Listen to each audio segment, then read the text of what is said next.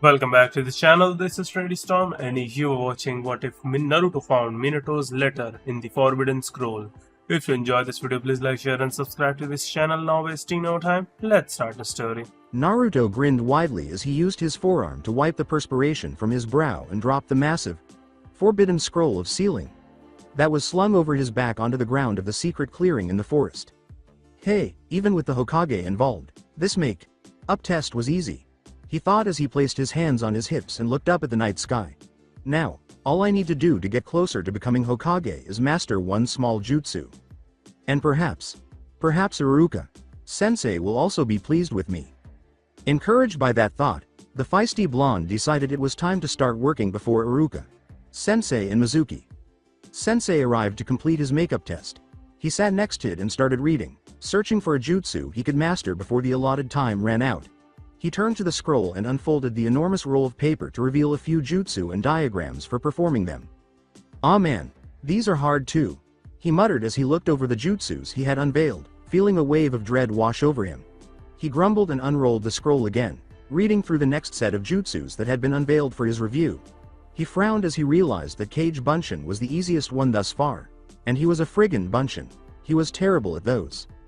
He took a small pad of stick.it notes from a pouch around his waist, removed the topmost paper, and adhered it to the scroll as a placemark, so that if he couldn't find something simpler later, he could go back to the Kage Bunshin.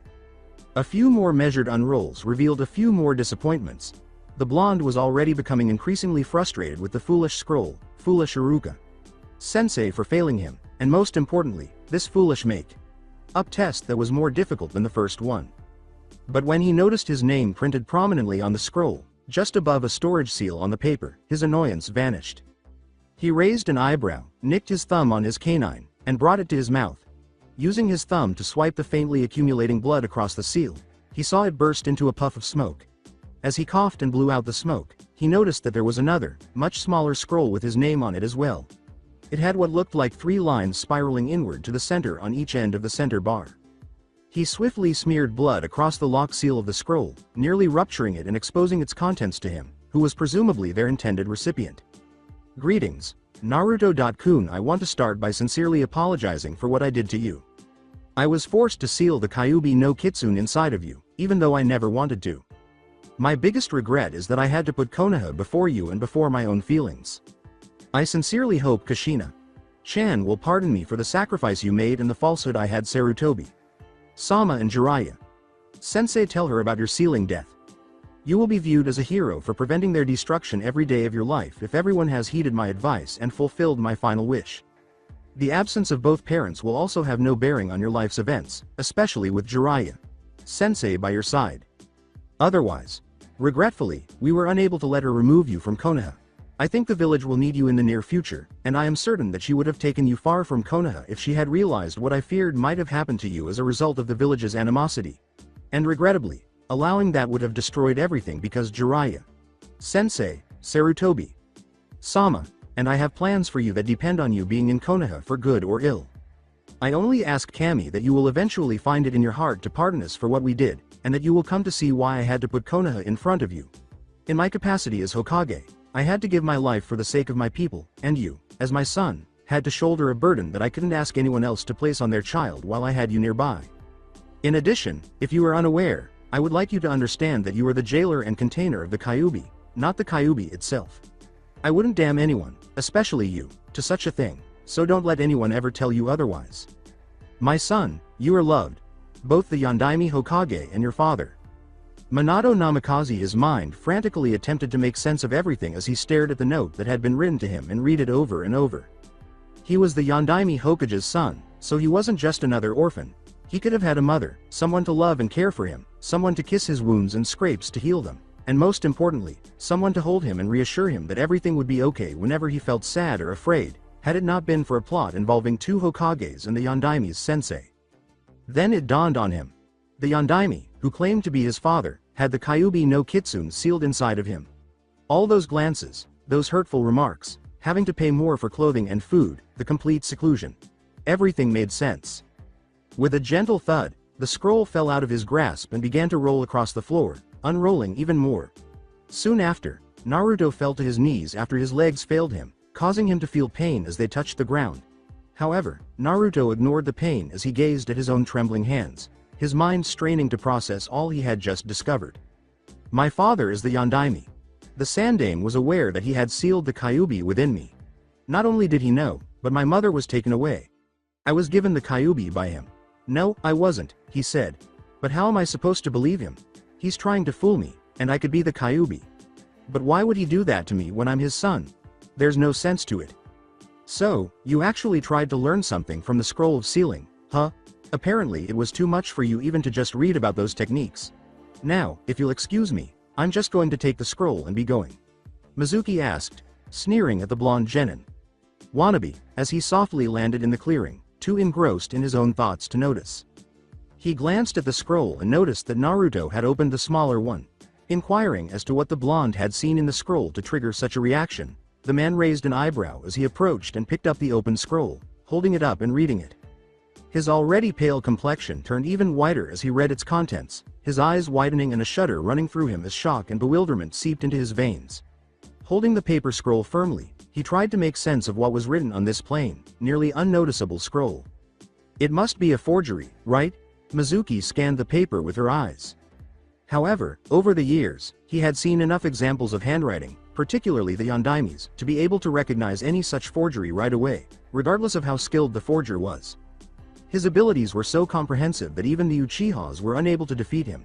He was as skilled at identifying forgeries as Maeda Guy was at taijutsu or Hitaki Kakashi was at being extremely late with terrible excuses. It was his job prior to joining the academy. Which would only imply. He coughed and asked, Naruto, have you seen this scroll? As he turned to face the blonde who was still on his knees, as if he had been frozen in place. When Naruto didn't even look at him, Mizuki approached the teenager slowly and placed a cautious hand on his shoulder. Naruto's head snapped up, and his eyes widened in horror upon realizing the presence of the gray-haired instructor. Naruto yelled, "Am I? Mizuki! Sensei, you shouldn't be near me," as he scurried backwards and jerked away from the silver-haired man. Why? Mizuki asked, and Naruto responded, "'Cause I'm the Kyuubi, and I might kill you. I don't want to hurt you or any of my precious people. Please don't come near me." Mizuki was forced to look at him for a number of extended periods of time, and any residual doubt that Naruto was the Kyuubi vanished as soon as she heard the blonde's voice filled with pure terror at the idea of harming him. He was aware that the Kyuubi couldn't duplicate it, particularly when it came to people, who the enormous beast considered to be little more than insects. Before Naruto could even realize Mizuki had moved, the man in front of him was kneeling close to eye level and yanking him against his chest. "You're not the Kyuubi, Naruto. You can't possibly be the Kyuubi, because the Kyuubi wouldn't worry about me or the people of Konoha," Mizuki said, clutching Naruto close as tears started to fall down his cheeks. As his mind refused to accept what he had heard, Naruto questioned, What? Mizuki went on, "You're Uzumaki Naruto, one of my students, and you are not the Kyuubi." After staring at the Chunin embracing him and feeling his own eyes well up with tears, Naruto buried his face in the man's vest and put his arms around him. His shoulders trembled slightly as he returned the hug, releasing years of suppressed emotion in a single, cathartic outburst. No, Naruto, the village has made a terrible error concerning you." As the child he had long thought was a demon sobbed softly into his chest, Mizuki thought, "But I swear that I'll make up for my mistakes, Naruto, starting now." Mizuki simply knelt down and hugged the blonde teenager for 30 minutes as he let out a flood of emotions that he had suppressed to avoid coming across as weak in front of the Konoha community. He grudgingly withdrew from his sensei long enough to see his face when he finally calmed down, his eyes glistening with tears as he whispered, I'm sorry Mizuki. Sensei, I know shinobi aren't supposed to cry. Don't worry, it's okay for shinobi to cry. We just got to know when it's okay to cry and when it's not, and I'm certain this is when it's okay," Mizuki said with a sly smile and a raised hand, ruffling his blonde hair. Naruto asked, "So I guess since you found me before I learned a jutsu that I failed the test, huh?" while wiping his eyes on his sleeve and grinning slightly in return. After a few moments of staring at the blonde, Mizuki recalled his plan. "Of course not, Naruto. In fact, I'm here to help you learn one of those jutsu. Konoha shinobi help one another after all, right?" he said, shaking his head and smiling again. "Right," said Naruto, grinning and nodding. "Let's get to work before Iruka Sensei gets here to proctor the test," Mizuki said, letting go of Naruto and turning to face the enormous, forbidden scroll of sealing. Naruto jumped up and saluted the silver-haired man, saying, "Hi Mizuki, Sensei." Iruka had a lot of expectations when he discovered his favorite student, all of them worse than the last. But what he didn't anticipate was seeing a sweaty, filthy Naruto and Mizuki sitting in the limbs of a tree over what looked like swampy, muddy earth, their backs to the tree, chatting amiably, the large forbidden scroll of sealing perched on two branches closed in front of them, and a much smaller scroll protruding from Naruto's windbreaker pocket.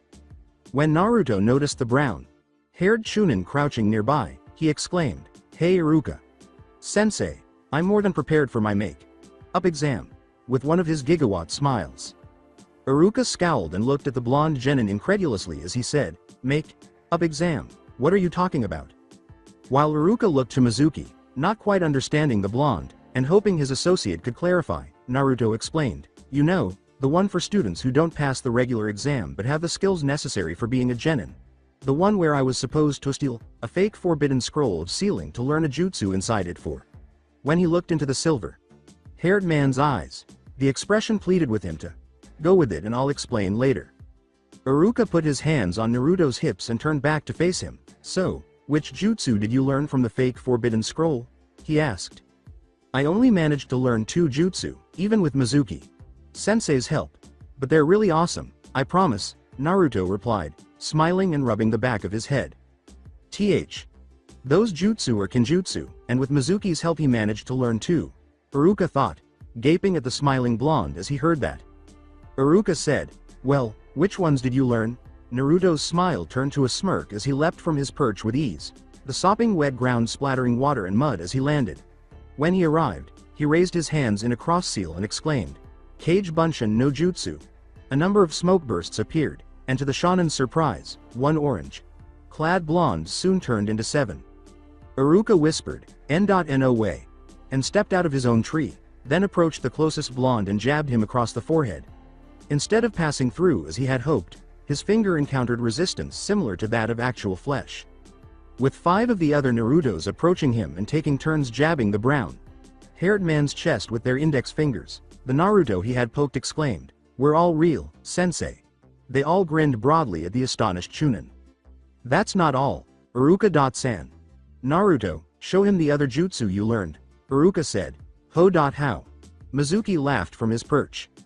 The other Narutos scattered as the original Naruto waved his hands and grinned at Iruka, saying, "You might want to step back, Iruka. Sensei." "Okay Mizuki. Sensei," Naruto called back. Iruka moved to the edge of the clearing, intrigued and a little unsure of what would happen. After confirming that Iruka was not in the immediate danger area, Naruto performed a series of hand seals before closing by putting his hands together in a prayer-like gesture. Iruka was shocked when Naruto exclaimed, "Suiten. Suishuha," and a huge rotating pillar of water seemed to envelop him. Iruka could see that the pillar easily towered above the treetops as she followed it into the sky. It scattered after a few seconds, soaking the clearing with water again and launching it outward, where it splattered on Iruka's knees and then settled over his ankles. Iruka gaped, and the blonde gave him a smile before faltering and falling onto his butt in the mud, sweating and panting. "Nah, Naruto."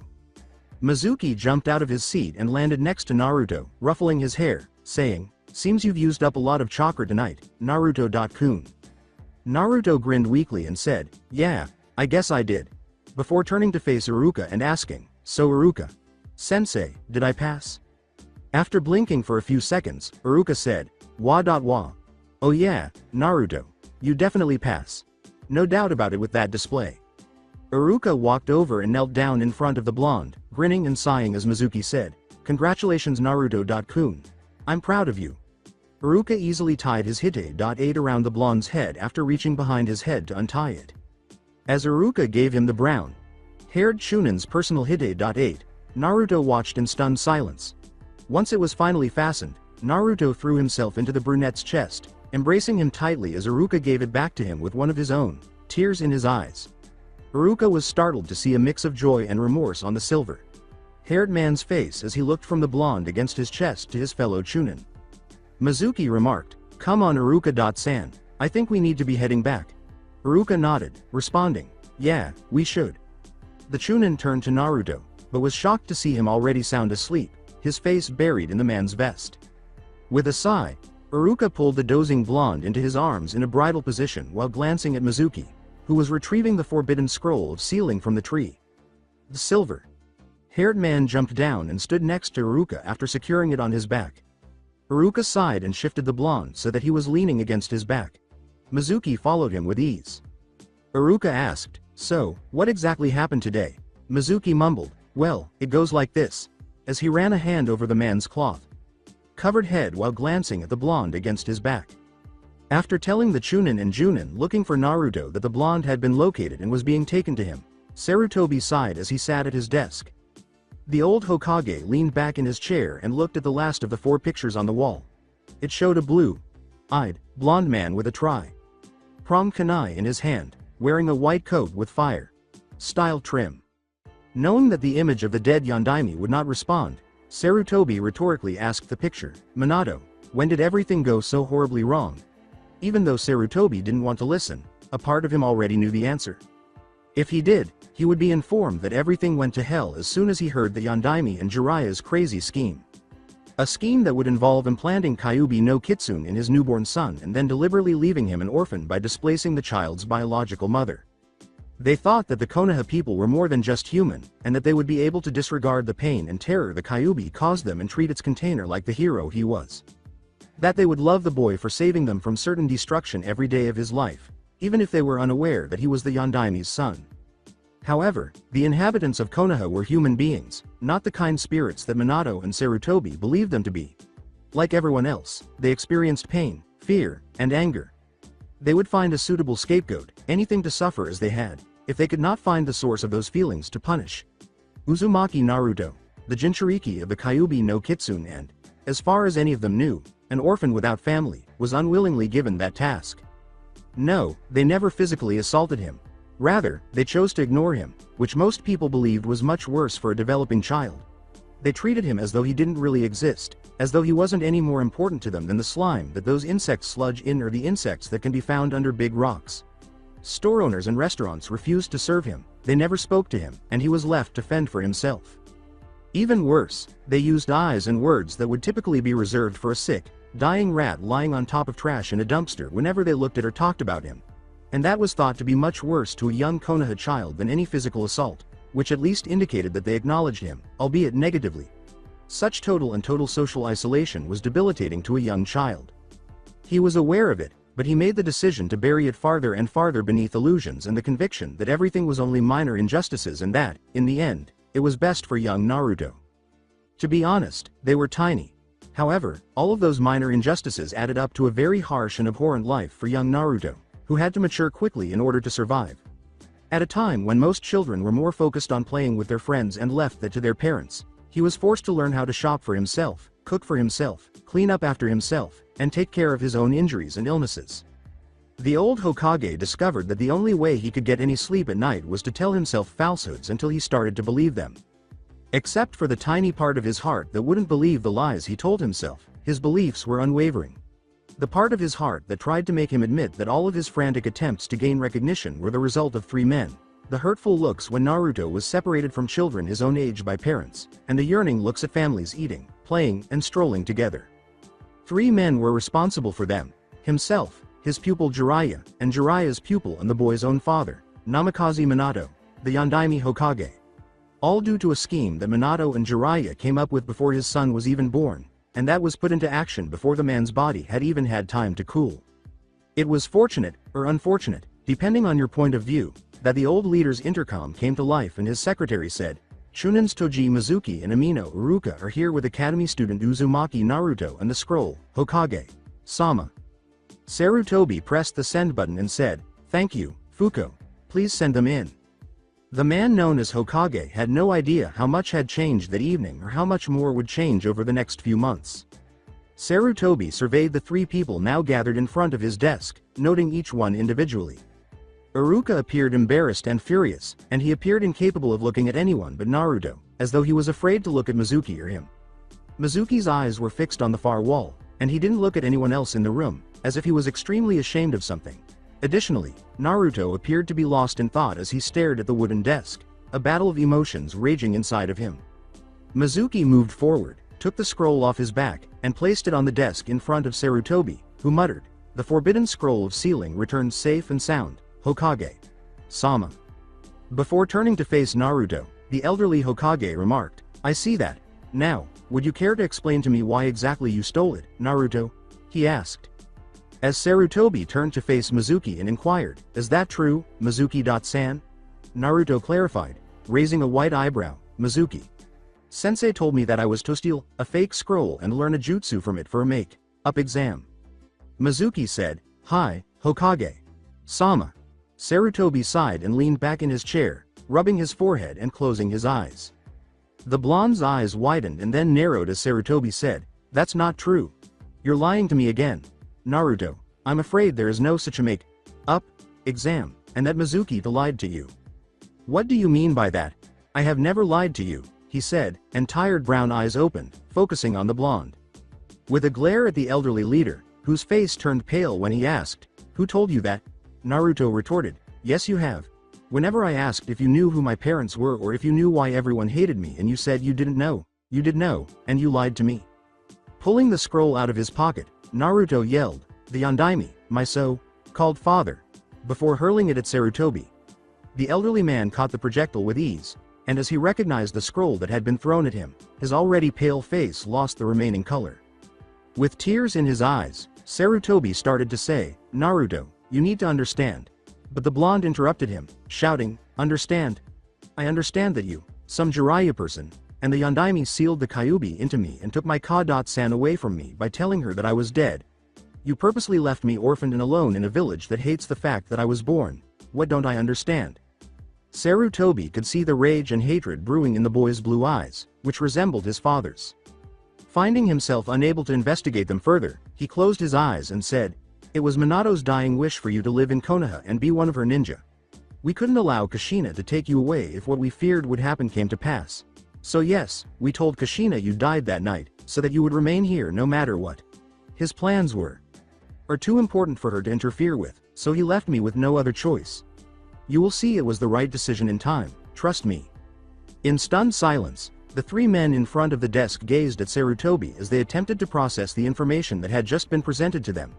The old Hokage didn't open his eyes because he didn't want to see what feelings might be in the blonde's eyes.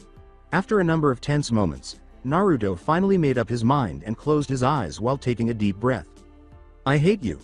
Sarutobi thought the blonde was screaming as loudly as he could, even though the words were hardly audible above a whisper. The elderly man's heart was broken into tiny pieces by those three straightforward words, which struck it with the force of an Akamichi's sledgehammer. The old man sighed and said, "You don't mean that, Naruto." The child's eyes opened, their blue filled with ethereal flame as he yelled, "Yes, I do. I hate you and I hate the Yondaime. You took everything away from me, forced me to live alone and unloved, all for some stupid plan. You've lied to me over and over again. You pretended to care about me while betraying me every day of my life. You took my Ka-san away from me, you bastards. I hate you." The elderly Hokage stood and cried out, "Naruto, wait," as the blonde turned and fled the office. "What have I done?" he muttered as he fell into his chair and covered his eyes with a withered hand after hearing the familiar slam of the waiting room door. Iruka responded sharply, "Honestly, Hokage Sama, I don't know where to begin. But first, I need to find Naruto before something happens to him," while standing bolt upright with his hands behind his back and staring at the elderly man icily. "Iruka, when you find Naruto." Sarutobi started out by sighing. "When you find Naruto, inform him that the conversation held in this room and the facts discussed are classified as an S-rank secret." Iruka simply gave a brief nod before turning to follow Naruto out of the office, leaving Sarutobi and Mizuki alone. "Now, what's this about Up exam, involving Naruto?" Sarutobi asked, turning to face Mizuki, the last of the three who had entered. With a defeated sigh, Mizuki collapsed into his own chair and started to explain everything for the second time that evening. Naruto left the Hokage tower and started to run. He was just desperate to get away, so he turned randomly up streets and down alleyways without knowing or caring where he was going. He needed a place to retreat to, a place to collect his thoughts and declutter his mind. He could not see the figure leaving the all-night Dango stand, stretching her arms with a satisfied sigh, because his emotions were whirling inside him like a vortex and the tears streaming down his cheeks and filling his eyes were blinding him. There's nothing like a Dango binge to cap off a successful mission, Anko exclaimed, stroking her comfortably full stomach before burping with satisfaction. She was so engrossed in the kind of high that only comes from a successful mission dango binge that she hardly noticed the orange projectile with a blonde top hurtling in her direction. "Watch where you're going, shrimp. You almost ran me over," she growled as she casually spun out of the way and caught the small form by the collar jacket. Naruto snarled, struggling to break free, and scoffing, "Shut up." Anko turned the blonde to face her, ready to instill fear of Mitarashi Anko in him. But when she saw the irate blonde's face, and more importantly, his eyes, the idea vanished as fast as it had been conceived. He had been betrayed in a way that deeply affected his heart and soul, as evidenced by the tearful eyes that were mirrors to his soul. He would learn to live with the betrayal, but he would never fully get over it, and it would haunt him for years to come. Years after Orochimaru's betrayal, she had seen the same pair of eyes in every reflective surface. She appeared to be staring into a mirror at the moment. Anko's face hardened and her eyes grew steely as she said, "No can do, shrimp." Naruto hissed, "Leave me alone." "Why?" the blonde asked, glaring at her. "Because you don't need to be alone right now. You need someone to talk to and share whatever's hurting you, and it's going to be me, because I know what you're going through," Anko said, helping the blonde get back up on his feet. Naruto growled, "How would you know what I'm going through?" The special Junin tensed up for a second before she leaned down until they were almost nose-to. Nose. The expression in her eyes made him back off, fear gripping him. "How would I know? How would I know what you're going through?" She growled, snarling, "I am Mitarashi Anko, former apprentice to the legendary trader Orochimaru, and when he was forced to escape Konoha, I went with him like a goddamn fool. And how did he repay my blind loyalty? With horrible experiments and a permanent reminder of my stupidity that glares back at me every time I look in a mirror." She used her free hand to pull down the collar of her chainmail bodysuit, exposing the seal around her neck. "And when he was done with me, he left me to die without a second thought. I returned to Konoha, and have been forced to suffer for that one mistake ever since with doubt, whispered insults, and distrust no matter how often I prove my loyalty to Konoha." She grumbled. She took a few deep, soothing breaths, closed her eyes, and stood up, letting go of Naruto's shoulder. She muttered, "Sorry about that, I didn't mean to snap at you. I'll be leaving now," as she turned away from him. Naruto grabbed her wrist before she could even take 2 steps. She turned to face him after tearing her wrist free of his hold and noticed that he was bowing his head, afraid to look at her. Without raising his head, Naruto answered, "What?" Anko said, I just want to say that I'm sorry for saying that. I didn't know." Anko responded, "It's all right. Do you want to talk to me about it now?" while sighing and massaging her forehead. Anko grinned and said, "All right, then, come on. I have a feeling that we're going to need some sake before this night is over." Naruto replied, "Yeah." Anko interrupted Naruto as he started to say, but I'm," with a rather obscene smirk, she said, "with this you're a shinobi of Konoha, and as such are considered to be an adult. You can drink, you can smoke. Hell, you can even have sex should you so desire." Sex? Naruto asked, his expression getting darker. "Yes, sex, which you obviously know about, considering the reaction." "That's good, because I would worry about the education system of Konoha if you didn't. But don't worry, I'm not offering." As she shifted her breasts to be just inches from Naruto's face, she grinned obscenely at his relaxation and added, "Unless you want me to." As Naruto's eyes rolled back and he started to collapse, she was treated to the anticipated blood spurting from his nose before Anko caught him. With a playful pat on his butt, Anko slung him over her shoulder like a bag of potatoes and said, "Come on, tiger, can't just leave you lying in the street. You can rest in my apartment and we'll talk after you wake up." Keeping her plan in mind, she flew up the rooftops toward her apartment while Naruto lay unconscious. With a groan, Naruto moved slightly, putting a hand to his forehead to try to eliminate the headache. He started to consider what had transpired prior to his spontaneous nap as the pain gradually decreased. It came to him in a flash, and he bounded upright, searching for Anko with wide eyes. Sadly, this made the headache that had been going away come back with a vengeance, and he sagged back, clutching his head. "Here, this'll help." He opened one eye to see Anko standing in front of him, holding a glass of water in one hand and a couple of white caplets in the other. He took the pills and glass of water from her, took a quick sniff, and then popped the pills into his mouth and drank the water to wash them down. When he opened his eyes and relaxed in his chair, he noticed that he was sitting on a rather comfortable leather couch in a rather minimalist living room with a recliner close to a TV, a few pictures, and a coffee table. As he felt Anko sit down, he turned to face him, sipped the last of the water, and inquired, Where are we? Anko sat down and said, my apartment. Not much, I know, but I call it home. Now, what's causing your problems? She asked. Just as Naruto was about to tell her that he didn't want to discuss it, he recalled that she had told him what was causing her issues. He shifted slightly, sighed, and began to talk, starting with his failure of the genin exams and moving on to the mostly empty glass of water in his hands. He didn't see her face darken as he described the smaller scroll he had discovered in the forbidden scroll of sealing, a fierce heat starting to burn in her eyes. As he described the conversation with the Sandaime, the heat intensified into a roaring inferno. He concluded by describing how he had fled the building without knowing his destination until he ran into her. I guess that at least explains why no one'll ever love me, nay, he said with a sigh and a sour smile. The fire that was burning in Anko's eyes appeared to go out at that moment, to be replaced by empathy and comprehension. A disapproving frown followed, and she said, I don't want to hear you putting yourself down like that, before grinding her knuckles into the top of his head. Well, it's true. Naruto rubbed the top of his head and glared at her as he yelled in pain from the unexpected attack. Oh yeah, name one, was Naruto's obstinate response to Anko's, no it's not. It was an unexpected event that appeared to be more instinctive than deliberate. At the moment, however, it made sense to Anko, who stabbed herself in the chest with her thumb and uttered the words, me. Naruto questioned, you? As if she had developed a second head, which had grown at least 3 additional eyes, 2 of which were Sharingans, and the third was a Byakugan. Anko nearly snarled, are you suggesting there's something wrong with me? Naruto, in a moment of self-preservation, raised his hands in a conciliatory gesture and grinned sheepishly, saying, no, it's just that you said earlier that. Don't you know when a woman is teasing you? She asked, fighting the urge to roll her eyes. Naruto replied, no, after striking his thinking pose. For a few moments, he questioned, is that what Sakura, Chan and Ino say they're doing with Sasuke? Anko responded, please. That's not teasing, that's desperation. I'm surprised they haven't just stripped naked and laid themselves on the desk before him with a neon sign reading, take me now, glowing over them. But this time she couldn't help but roll her eyes.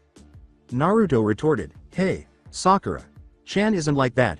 Anko mumbled, oh, I see. I'm not good enough for you, it seems. If that's how you feel, you can go if you want. And quickly pouted, her eyes getting misty as she crossed her arms over her chest. Naruto's eyes widened in panic as he seized her in an embrace and pressed against her back, yelling, that's not true. You're good enough for me. If he could see her face, he would notice that the heartbroken expression she had been wearing had been replaced by a blatantly cunning grin as she cheered in her head about how simple it was.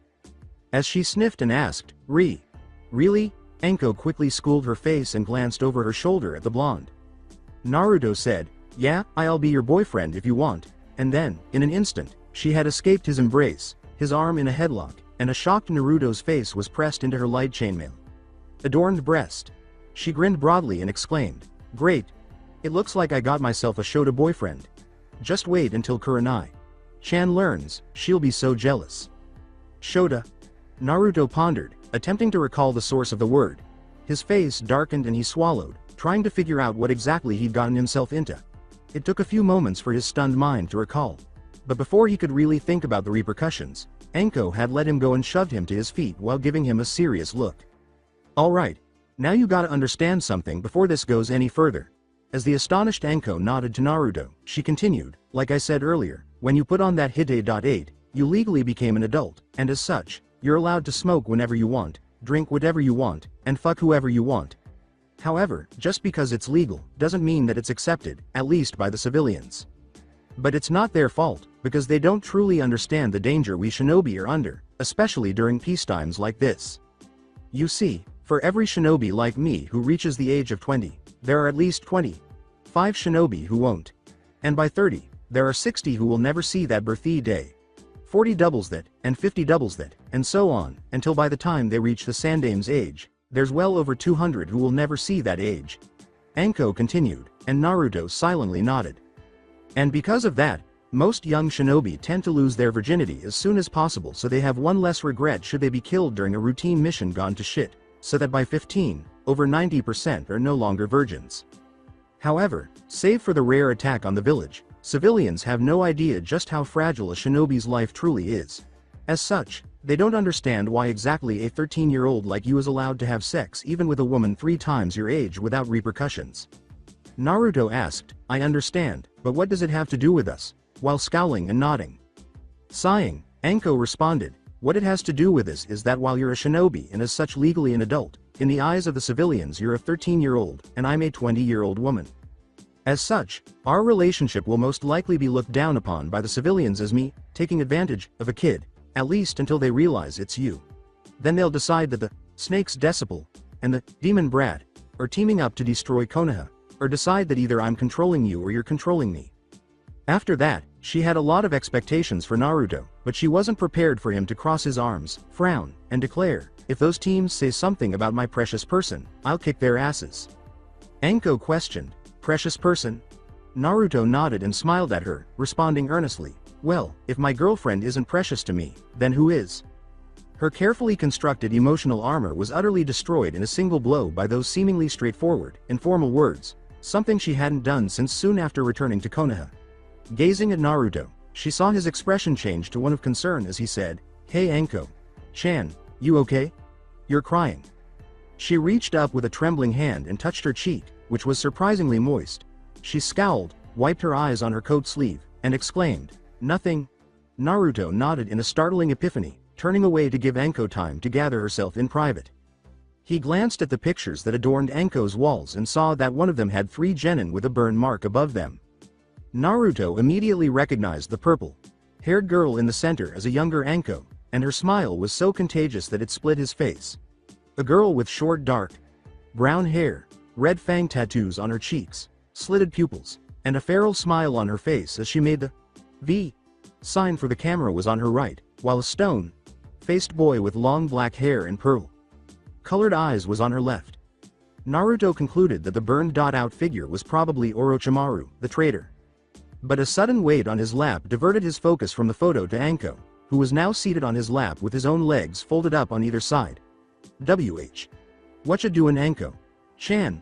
He asked, trying to lean back from her as she leaned closer while giving her a suspicious look. Oh, I was just about to have a hot and heavy make-out session with my Shota boyfriend.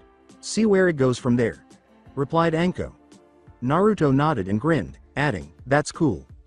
It seemed to strike Naruto after a few quiet seconds, and he yelled, EH, as his eyes widened.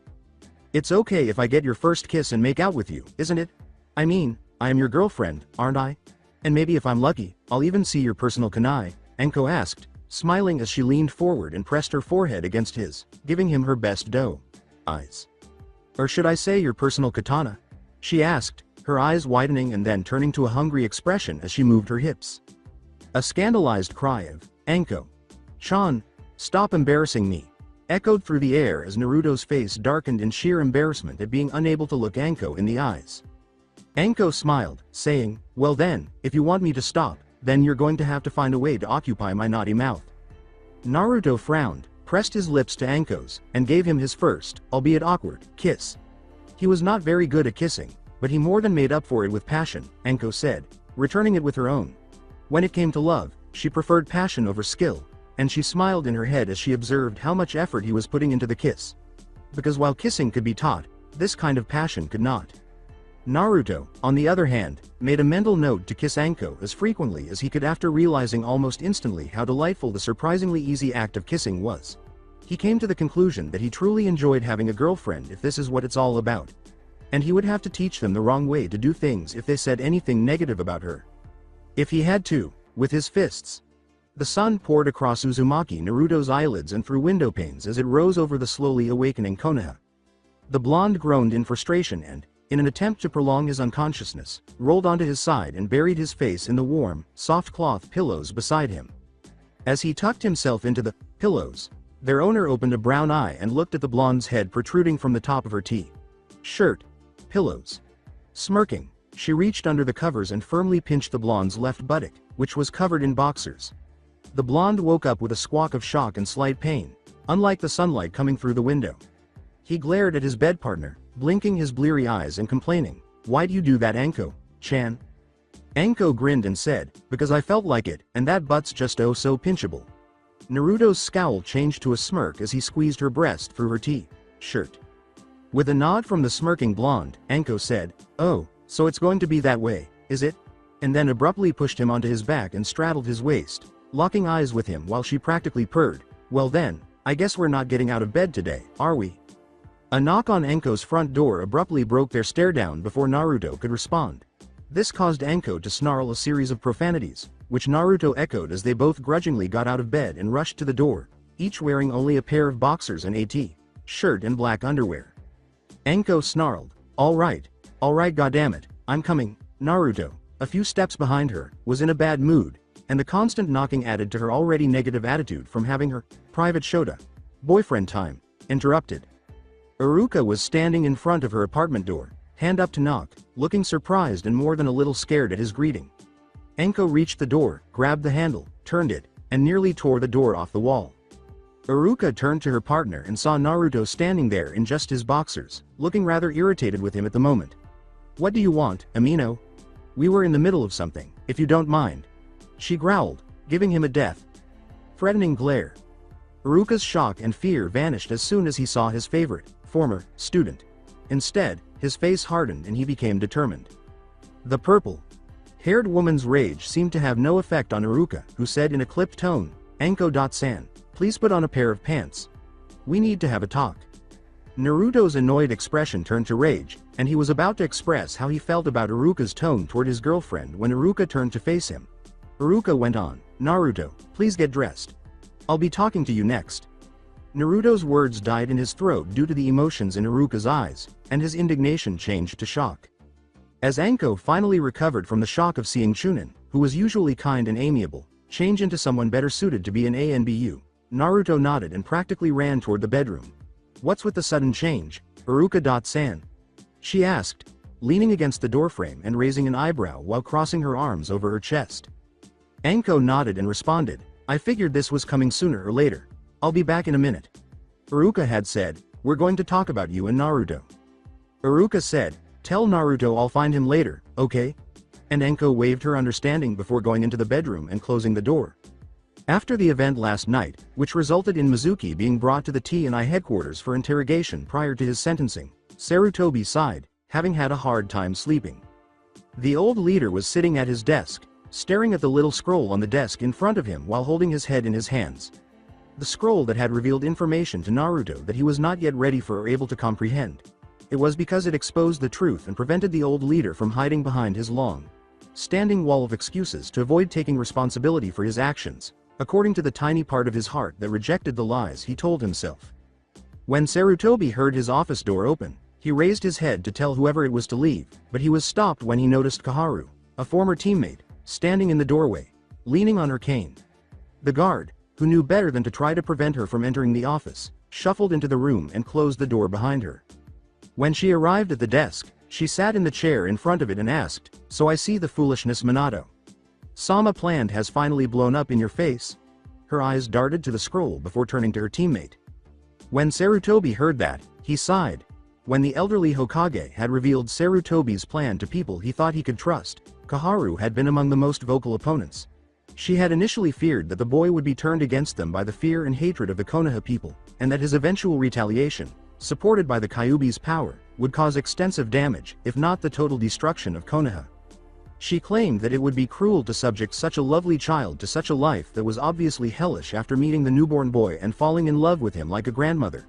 However, Sarutobi had remained steadfast in his faith in the Konoha people, explaining to them how the Yondaime had given his life in order to save the village and seal the Kyuubi into Naruto. His assumption was incorrect, as the crowd became nearly riotous and demanded that the child be killed in order to permanently protect Konoha from the Kyuubi. With no trace of amusement or satisfaction in her voice, Koharu simply said, "I told you so." Sarutobi was compelled to enact a law that declared Naruto's status as a Jinchuriki to be an S-rank secret, the disclosure of which to an uninformed third party would be punishable by death. Additionally, for the first 4 years of the boy's life, he had him hidden away outside the village, being raised by a woman from a nearby village who was unaware that he was hiding the Kyuubi no Kitsune. The woman was devastated when the blonde child was taken from his Ka-san after his 4th birthday, crying and screaming, and taken to an orphanage in Konoha. He would remain there for a year until the orphanage's owner refused to care for him any longer, forcing Sarutobi to give the boy his own apartment. Yes, I'm afraid so. But I still have faith in young Naruto's resiliency, even in the face of this kind of revelation, he said, breaking out of his reverie and turning to face the woman.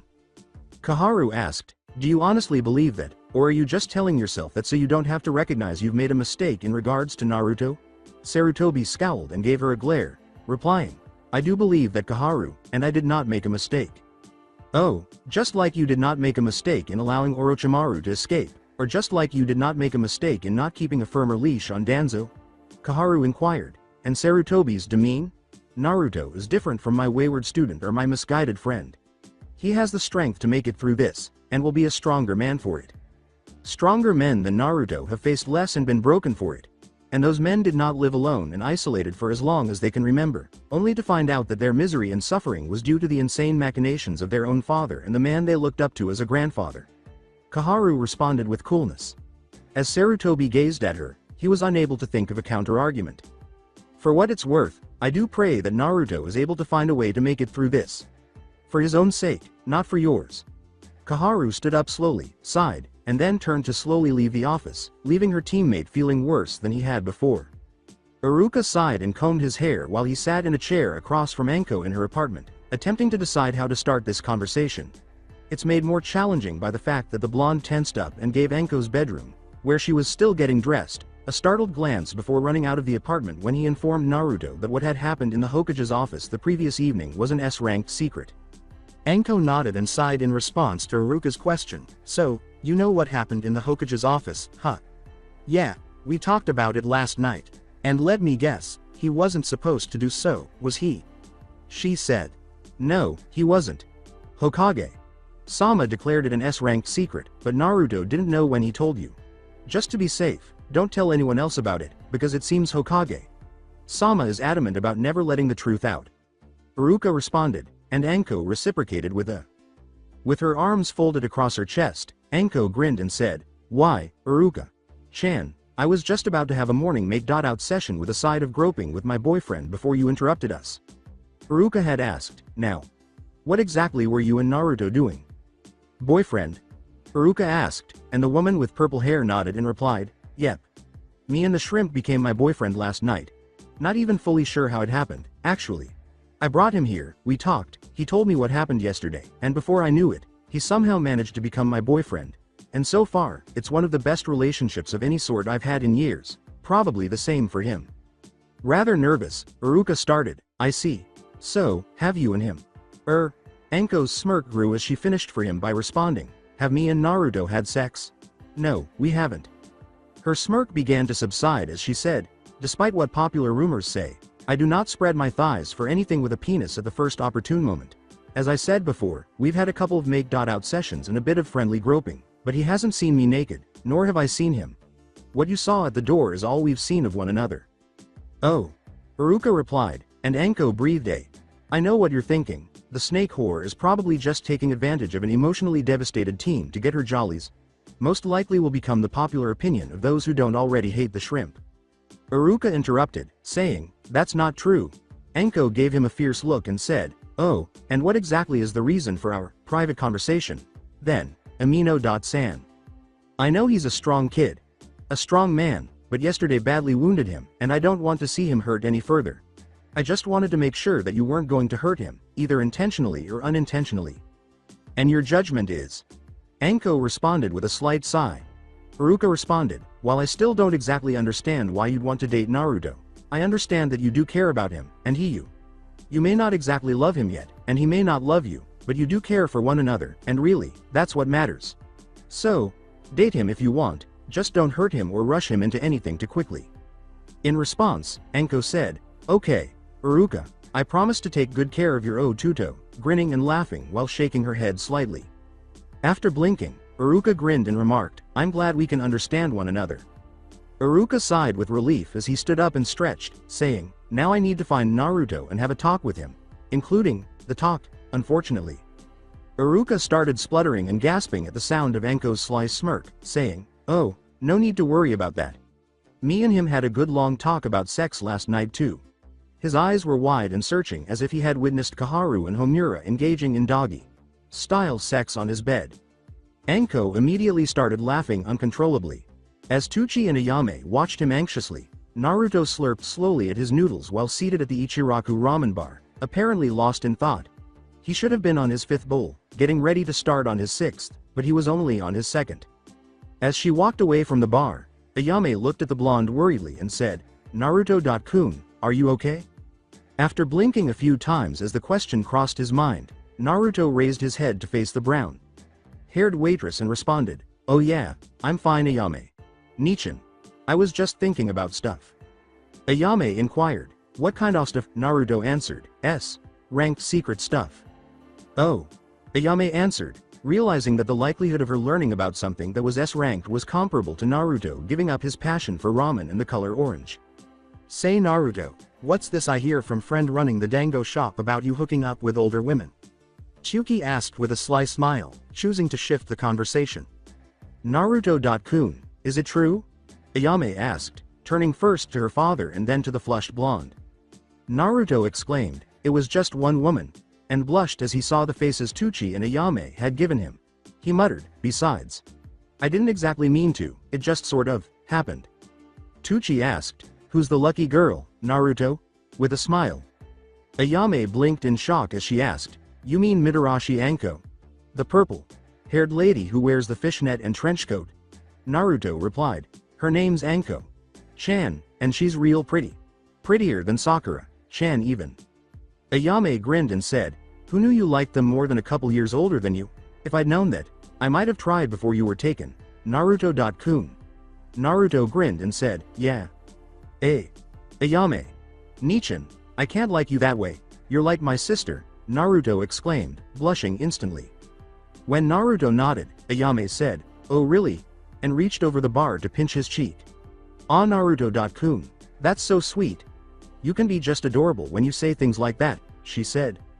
"Oh whoa whoa whoa whoa whoa whoa whoa whoa wow," Naruto yelled as he struggled to escape Ayame's cheek pinch, which felt like a bear trap. "Careful you don't go to overboard, Ayame. Wouldn't want my main source of income injured and unable to keep us in business." Tucci laughed and Ayame smiled as she replied, "Don't worry Dad, I doubt a little pinched cheek could keep Naruto from enjoying his favorite ramen." "Right Ayame. Nichin," Naruto exclaimed, his spirits lifted, and he threw himself back into the bowl of ramen, swiftly emptying it of its contents. "Another bowl Tucci. Gigi, beef this time." Naruto grinned and held out his bowl. "And get me a bowl of miso ramen if you would, Ayame-san." Iruka was sitting on the stool next to Naruto, leaning on the bar with a faint smile on his face. Naruto turned to his dining companion and grinned. "Nay, you done talking with Anko Chan Iruka Sensei?" Naruto asked, smiling at Iruka. Iruka smiled at his favorite former student, saying, "Yeah Naruto, I am. Got to say you sure can pick 'em." The blonde smiled back, "I like her too," and Naruto's smile gradually turned to a frown. He then asked, looking at the bar, "So Iruka Sensei, are you gonna tell Hokage-sama?" It took Iruka a moment to notice the blonde with curiosity. He said, "Of course not, Naruto. You obviously didn't know the law at the time, and you were going to have to talk about it with someone. Just keep it to yourself from now on." He ruffled the blonde's hair and shook his head.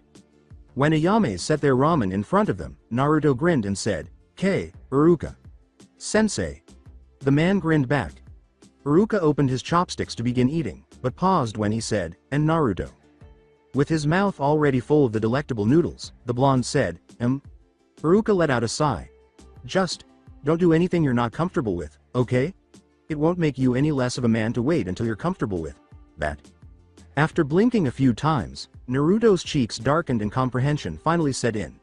Naruto turned to the brown-haired man and said, I know that, Iruka Sensei, I'm not stupid, ya know," as he quickly chewed and swallowed his mouthful. Iruka said, "I was just making sure, Naruto." Naruto nodded and then resumed eating his ramen, while Iruka did the same. With a satisfied sigh, Anko picked up a dango skewer and bit into the topmost dumpling. She then pulled it off the wooden skewer and put it in her mouth, chewing it and enjoying the flavor of the delectable treat. She picked up her cup of sake, drained it, and then took off the next dumpling, enjoying its flavor before it was also washed down with a cup of sake. She was about to eat another dumpling when she noticed a man wearing a nodashi strapped to his back, a takuhatsugasa on his head, and a sleeveless pink judogi tied with a black belt. From the half of his face that was visible, he had a scar that extended from the left edge of his lip to his jawline. He also had black hair that hung down to the small of his back and was currently styled in an elaborate braid. "Jino, please take off the hat. Your badass silent warrior shtick might intimidate some people, but I know you too well for it to work on me. Besides, you're dressed in pink," Anko said, rubbing her forehead and glancing at her new dining partner. In response, Jino removed his hat and placed it on the table, exposing a thin, pointed nose and light gray eyes. "Hey now Anko, it takes a real man to be able to walk confidently in pink. Part of my badass silent warrior shtick, as ya call it. Just like the light chainmail, skirt, and trenchcoat are part of psycho Junin lady shtick." As he took another dumpling off the skewer and began to chew it, Anko answered, "True." Taking a skewer of his own, he ignored the irate exclamation of, "Hey," biting off and chewing one of the dumplings from the purple-haired woman. Jino turned to face his dining companion and said, "So Anko, I doubt ya asked me to have a dango lunch with ya just to discuss fashion with me." Anko responded, almost growling, as she drew the plate of dango closer and put an arm around it in a protective manner. "No, I asked you to come here while I had a dango lunch. I did not buy these dango to share." After giving her a long look, Jino bit off the next dumpling and said, "Right. Anyways, what exactly is it y'all want to talk about? Because I don't think y'all just want me to sit here and watch y'all eat. Then again, knowing you," he added. Anko looked at her plate and said, "What I asked you here for is a favor. No Jino, I didn't ask you to come watch me eat. Y'all know I'll do whatever I can to help y'all. After all, I do still owe y'all my life for that mission near Iwa. So what is it?" Jino said, leaning against the table and grinning. Jino raised an eyebrow and said, "Really? Who y'all want me to help torture? Train?" In response to Anko's statement, "I need you to help me train someone."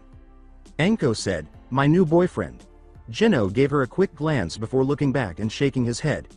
"Anko, if they're still needing people to hold their hands at 20, he said.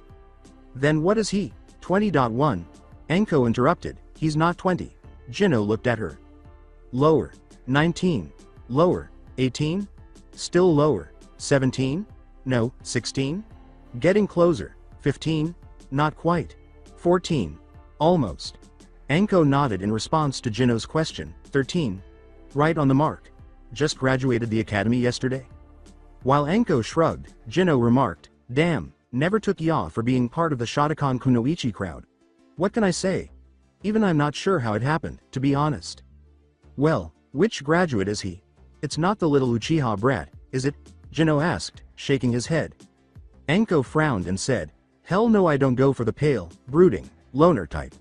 Got bitten by that type once." Jino said, "I understand. So, which one?"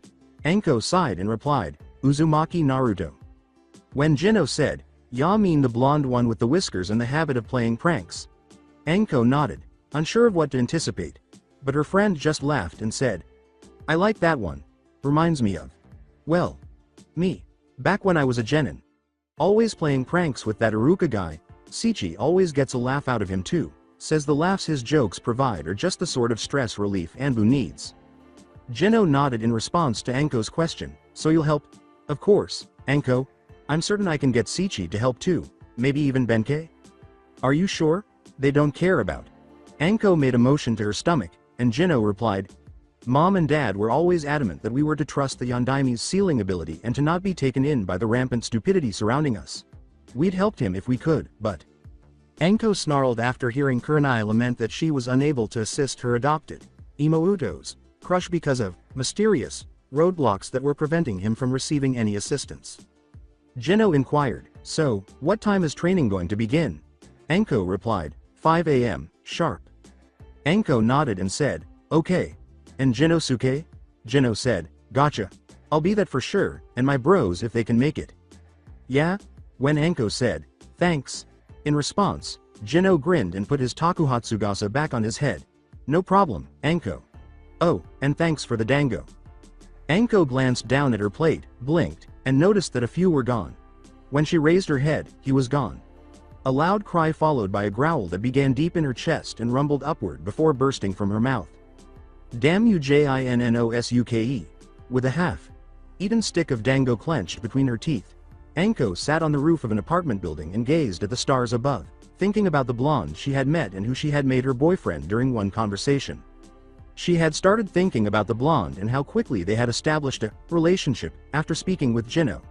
She was aware that it was partly due to her tendency toward impulsivity and partly to her empathy for the lonely blonde seeking love. In her opinion, the blonde was just a lonely man who had been betrayed and hurt and was searching for someone he could trust and who understood him. She had given him an opportunity to be understood, to trust, and, above all, to love and be loved, and he had seized it like a lifeline.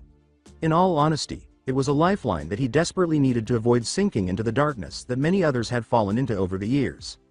A tiny part of her knew that she was smiling around the wooden stick she was clenching between her teeth because she wanted to make a claim before the bastard who had donated the spermazoa that had created him changed from a cute blonde to a handsome blonde.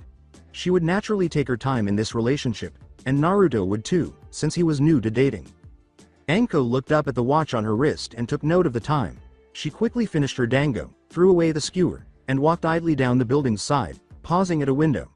Slipping into the room, she silently lifted it up and glanced at the bed, where her blonde was sprawled out in boneless comfort, wearing blue pajamas and a ridiculous-looking walrus sleep cap on his untidy blonde hair. "Kachiyose no jutsu," she whispered as she put her hand on the ground after flashing through a series of hand seals. A 3-foot long black snake sat curled on the floor in a puff of smoke, its beady black eyes staring at its summoner while its forked tongue flicked out of its mouth. "What do you need, mistress?" the snake asked, surveying the area. "See the blonde on the bed? I need you to wake him up. But don't hurt him, okay? Just scare him somewhat, teach him to be more wary of his surroundings, even while he's asleep," she said, grinning and jabbing a thumb at the bed. The snake said, "Of course SSSSE. It would have grinned if it could have." It easily wound its way up the leg of the bed to the mattress by slithering across the floor. Anko, barely able to control her laughter, crept into a shadowy corner out of his line of sight to observe the fun. The snake's tongue flickered out of its mouth as it approached the mattress, tickling Naruto's foot. The blonde whispered, "Go way, Anko-chan," as his leg twitched and he moaned. As the snake cautiously and slowly slithered into his pants leg and started to move up it, Anko covered her mouth with her hand. The blonde kicked his leg and moaned, but the strange sensation persisted and even continued to travel up to his groin. Naruto opened his eye and blinked his boxers blearily as the snake slipped beneath them. When he reached down and felt his leg, the blonde whispered, "What the hell?" His eyes widened at the sensation of something long and moving, and he yanked the waistband of his boxers and pajamas, making eye contact with a snake that had its head resting on his thigh. There was a 3-part chain reaction to this. The first was a loud, scared scream. The second was the blonde jumping out of his bed, and the third was pulling his boxers and pants to get rid of the snake and reveal his, as far as he knew, empty apartment outside. When he heard laughter, he knew he wasn't alone. The blonde jumped and spun around to see his new girlfriend hunched over in a corner, clutching her stomach while tears ran down her rapidly flushed face. "Anko-chan," Naruto yelled, forgetting the snake at once. Anko managed to say, "I.is that by big paw, package fo for me," while laughing. When Naruto looked down and blinked, he saw that Anko had virtually exposed him. The blonde, covered to conceal his blush and himself, dove beneath his bedsheets as another loud cry filled the air. The blonde practically screamed, "Wah! What's going on, Anko-chan?" Anko, wiping the tears from her eyes and breathing heavily, replied, "Just a second." Anko turned to face the snake curled in his discarded clothing, making what Naruto thought were giggles, and nodded, saying, "Thanks." The snake said, "No problem. Call me next time you need a wake-up call." Then it vanished in a puff of smoke. When Anko finally stopped laughing, she turned to face the lump beneath Naruto's sheets and uttered the words, "Get dressed for training, Naruto." Anko grinned and nodded in response to Naruto's question, "Training? Yep. Me and a couple of guys who owe me favors are gonna start you on the path from class Dobi to S-ranked threat." When Anko saw the expression on Naruto's face as he pulled the sheets down to his waist, her smirk vanished. It appeared as though he was preparing to walk to the gallows rather than train to be an S-ranked threat. Anko said, "What is it, Naruto?" Naruto sighed and turned to face his hands in his laps before answering, "I'm not sure I want to be a shinobi anymore." She gave him a look, but she didn't ask him why because she already knew the answer, and after hearing the story from both him and Iruka, she couldn't really blame him. Sitting on the bed, she breathed a sigh of, "Well, I can understand that, Naruto. Because after what I've heard, I wouldn't want to serve under the person who did that to me either. Unfortunately, if you do that, then we can't be a couple anymore. What? Why? Because then you would no longer be a shinobi, and thus no longer an adult. And the two of us dating really would be a crime, one which Sarutobi would most likely use to keep you from quitting the shinobi ranks. Because if he's already done everything you said to ensure you're being a shinobi, I doubt he'll just let you walk away now. Naruto looked at his lap and said, "Oh." Then he asked, "I guess I can't find my mom then, huh?" The blonde nodded and sighed, "No chance of that now." Anko said, "Ah, I see. You want to leave the village with no strings attached so you can hunt down Kushina and spend time with the mother that you've never had, right?" Anko scowled at him and gave the blonde a quick flick of the head. Anko grinned and ruffled her blonde hair as she said, "Don't worry about it, Naruto. You leave finding Kushina to me, while you work on becoming as strong a shinobi as you can." He squawked indignantly at this. "Really?" Naruto inquired, his eyes full of cautious optimism. "Of course. What kind of girlfriend would I be if I didn't help you with something this important to you?" Anko simply grinned. "I agree. Now, get ready for training. We don't have much time to meet up with my associates." Naruto said, "A sucky one, I think." Anko nodded. "Aren't you going to leave the room?" Naruto asked, nodding before frowning. With a rather lecherous smirk, Anko said, "I was planning on watching, to be honest." Naruto blushed darkly and said, "Anko-chan." Anko wiggled her eyebrows and said, "What? I didn't get to see enough of you earlier, particularly that cute ass of yours." Naruto blushed even more as he repeated, "Anko-chan." Anko said, "Ah, come on. Let me watch a little. Maybe get a bit of a show out of it too." Naruto made a proud face and said, "Anko-chan, please." Having decided that she had sufficiently teased him, Anko sighed wistfully as she stretched out of bed and said, all right, I'm going. But I will get that show sometime, mark my words." As Naruto watched Anko enter the living room of his apartment, he muttered, "Not today." Or, more accurately, observing her ass as she entered his living room, deliberately swaying her hips. And knowing that the blonde was observing, Anko relished the sensation of effortlessly holding the blonde's interest. Smiling, Anko thought, "He, thank you male hormones." When Naruto emerged from his bedroom wearing his favorite orange jumpsuit and his Hide tied around his head, he discovered Anko crouching in front of one of his kitchenette cabinets, which was open so she could easily search through it. As evidenced by a number of objects on his kitchenette floor that had once been in the broken cabinet, she accepted the invitation with pleasure. When Naruto yelled, "What do you think doing going through my stuff?" Anko responded, "I got bored and decided to see what you've got in this place to eat. And so far, all I've found is cereal, ramen, and a carton of expired milk that I got rid of before it could gain sentience and attack you, without even moving or stopping." "Hey, the milk wasn't that expired." Naruto was arguing, and Anko was scow. "It was starting to solidify. And I think it blinked once or twice. I did you a favor by getting rid of it, and after training, I'm going to do you another favor and take you out to buy some healthier food than ramen." "What's wrong with ramen?" Naruto responded with defensiveness. "Nothing's wrong with it, but you really do need to eat something besides instant ramen and cereal. I may eat dango once a day for lunch or as an after mission celebration meal, but I also balance that out with healthier foods too. You need the nutritious shit to make sure you stay healthy. At least, that's what the medic nin always say. And they tend to be right about these things, reason why I don't live off dango." Naruto nodded, acknowledging that the reasoning was sound. After cleaning up the mess she had created during her search, she sighed, got up, and stretched her back before turning to face the blonde and saying, "Come on, time to get to training." With a nod, Naruto followed her out the window of his apartment and onto the rooftops before making his way to the training grounds. Naruto shuddered a little as they leapt because the rather Anko's dark laugh was enhanced by the malevolent sparkle in her eyes. Standing beside a slightly shorter man in one of Konoha's training fields, Jinosuke, wearing a pink shirt and black shorts, sighed and gazed up at the sky. His short black hair and light gray eyes were marred by thick scars that extended from the corner of his left eye to his ear and another that ran diagonally from his chin, across his mouth, and to the left side of his nose. He was wearing a gray shirt and forest green shorts at the time. When the shorter person asked, "So, tell me why I agreed to get up so early on one of my rare days off, Jino?" "Nissan?" Jino answered, "Because y'all love me, Shishiguro, Doho?" "Yeah, but not enough to get up this early when I can be sleeping in." "Try again," Shishiguro replied. "Because y'all want to help me cultivate the next generation of shinobi?" Jino was tempted. No, Shishiguro simply shook his head. Because Ya saw an opportunity to torment a fresh genin like Sensei did ta you, as well as a prime opportunity ta good. Naturedly tease and aggravate Anko and Naruto ta the point of incoherent angry yelling. Jino replied, and Shishiguro smiled and no replied. That's the one. Ya do realize that both Anko and Naruto can and will retaliate when Ya do so, right? Jino asked, and Shishiguro chuckled and that's what makes doing so fun. Maybe if I play my cards right, then I can get a nice long rivalry out of this. Shishiguro grinned and said, all shinobi are strange, Jino, you know that. It's just a question exactly how strange you are.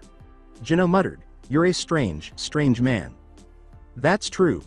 Just be careful Ya don't bite off more than Ya can chew, Shishiguro. Yeah.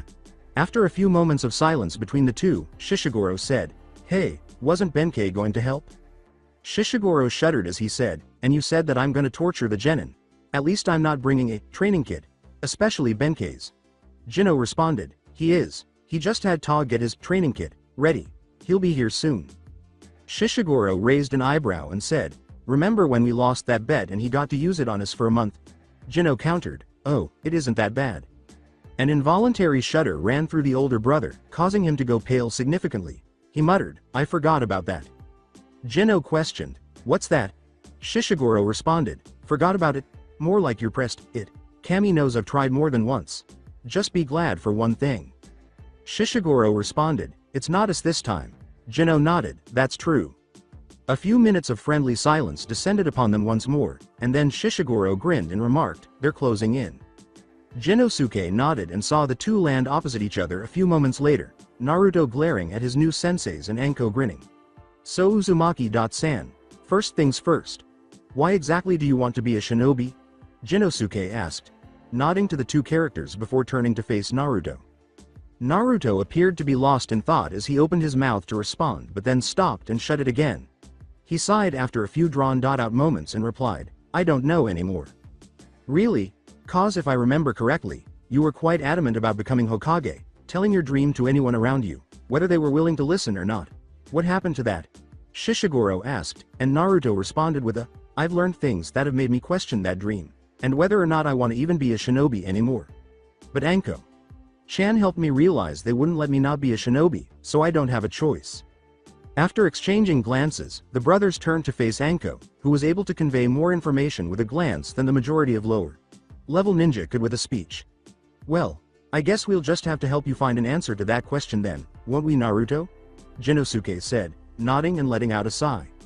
After giving the two a cautious glance, Naruto nodded and grinned cautiously. All right then, drop and give me 20. No, give me 50 push-ups. Shishiguro grinned back. Hi sensei. As the orange-clad, sweating blonde ran laps around the training field, Anko, Shishiguro, and Genosuke stood by and watched. They'd had him working out for the last hour, putting his stamina to the test. Right now, they were making him run laps, and after an hour of non-stop exercise, it seemed like they were starting to wear down his seemingly unstoppable stamina. That's enough, Naruto, come and have a seat, rest for a minute. We need to talk about your training schedule anyways, Shishiguro said, raising a hand as he walked past them. Naruto looked at the three, nodded, and sat down in front of them with his legs crossed. The three of them sat down in front of Genosuke stated, all right Naruto, time to outline the basics of your training before we get to the specifics. First off is your stamina and endurance, which is not something that you need to worry about Naruto, especially for a genin, but we'll need to make sure you keep it up and even improve it if you want to become a chunin or a junin. We'll work on your taijutsu. Seeing the scowl in Naruto's eyes, don't look at me like that, all genin need to work on and improve their taijutsu. No one ever became a junin with genin level taijutsu. Technically Kurenai did. Anko spoke up, and Shishiguro nodded. Yes, but that's because she specialized in genjutsu to an insane degree and is pretty much a master of it. But I have a feeling that Naruto, due to certain problems, lacks the chakra control to ever become a master of genjutsu. Few ever do specialize, or even meet the requirements to become such a master of any skill. Like, for example, the Yondaime and his sensei Jiraiya in regards to seals. Genosuke continued, when he and Shishiguro heard about the Yondaime and Jiraiya, they both saw Naruto's face darken, and they turned to Anko for clarification. Both nodded once, then returned their focus to Naruto as she gently shook her head. Shishiguro looked at Jinosuke and Anko and said, "As for your taijutsu, I'll talk to my teammate Guy in regards to unarmed combat. As for weapon-based taijutsu, I'd say, a katana? No, that won't work. Maybe a staff-type weapon, like say a bow or a monk's spade," Jinosuke said, shaking his head as he studied the blonde. Anko responded, "Nah, he's too short." The blonde gave an angry shout, which the three of them disregarded as Anko went on, "What about twin daggers?" Anko gave Shishiguro a rather gloomy look when he brought up the kusanagi, but Shishiguro at least managed to look sheepish about it. "Maybe, but I would suggest a straight sword. Maybe a Chinese bastard sword, or something similar in style to the kusanagi no tsurugi." With a nod from the other two, Jinosuke said, "We'll decide later, after we figure out his taijutsu style so the weapon will complement it." Naruto, excited by this, turned to face the three and asked, "What about ninjutsu?" Shishiguro responded, "Ninjutsu? That's the easy one. We go with the chakra intensive ones, considering you seem to have an excess of it." The blonde gave a loud cheer of victory. Anko raised an eyebrow and said, "Hey, I thought you weren't sure you even wanted to be a shinobi anymore, much less get this excited about training." Naruto blinked, then his face turned red as he turned his head away and said, "I don't know. I guess all this talk, I don't know." Naruto nodded in agreement as he said, "Yeah, that," Jinosuke suggested, "you're remembering the former excitement you had when you first became a student at the academy, the possibility of learning all kinds of spectacular ninjutsu and being a hero to the village." Naruto smiled and asked, "Really?" Shishiguro said, "Anyway, before we get to ninjutsu, we'll need to spar with you so as to get a proper gauge on your taijutsu level." Anko sighed and said, "Sorry, but unfortunately I have something to take care of in town, so I won't be able to watch you kick Jino and Sichi's asses." Naruto smirked as he turned to face Anko, saying, "You'll get to watch me spar with them and show my awesomeness to you directly." With a puzzled expression on Naruto's face, Anko sighed once more and added, "The woman we talked about last night." "What?" Naruto asked, and Anko glanced at Jinosuke and Shishiguro before responding, "I have to go and look up information on her." Naruto nodded to her and said, Oh. Shishiguro and Jinosuke exchanged glances before Shishiguro turned to face his brother and questioned, "Okay. What in the hell are they talking about?" Jinosuke answered, "I honestly have no idea, and I believe that may be the point." Shishiguro got up and brushed the back of his trousers before saying, Well, either way, we better spar before Benkei shows up with his torture equipment. I mean, training kit, and puts Naruto through it." Jinosuke waved away Naruto's anxious question, "Torture equipment? Don't worry about it, Naruto. Shishiguro and I went through it and came out alive." "True. But we were both Junin at the time, and not fresh faced genin like poor Naruto." Shishiguro responded, and Jinosuke responded, "Oh yeah. But I doubt Benkei is going to go full bore on Naruto so soon already. At least, I hope not. I doubt Anko will like her new boy toy getting killed during training already." As she got up and stretched, Anko grinned and said, "Oh you bet," she said, "Good luck Naruto. I'll see you later, okay?" As she walked over to the stunned blonde and leaned down to kiss him on the cheek. Anko sighed as she replied, "Yeah." Naruto mumbled, Huh." She then glared at Shishiguro and Jinosuke, saying, "But seriously. He dies, you two die, understand?" Jinosuke said, "Good luck with whatever it is you and Naruto are talking about, Anko." Shishiguro responded, "Understood." Anko jumped off into the trees after saying, "Of course. All right Naruto, time for you to start kicking my ass." Naruto blinked, then turned to Shishiguro with a smile and, adjusting the Hide.8 that Iruka had given him, said, "All right Sensei. Time to get schooled." Shishiguro and Jinosuke watched her go, then turned back to Naruto, who slipped into a fighting stance and grinned. Shishiguro casually dodged or blocked every punch and kick that Naruto threw at him after launching himself at him. The blonde was forced to roll backwards out of the way when Naruto scowled and swung a low kick to trip Shishiguro, who leapt over it and kicked down at Naruto's head. "Is that the best you've got, Naruto?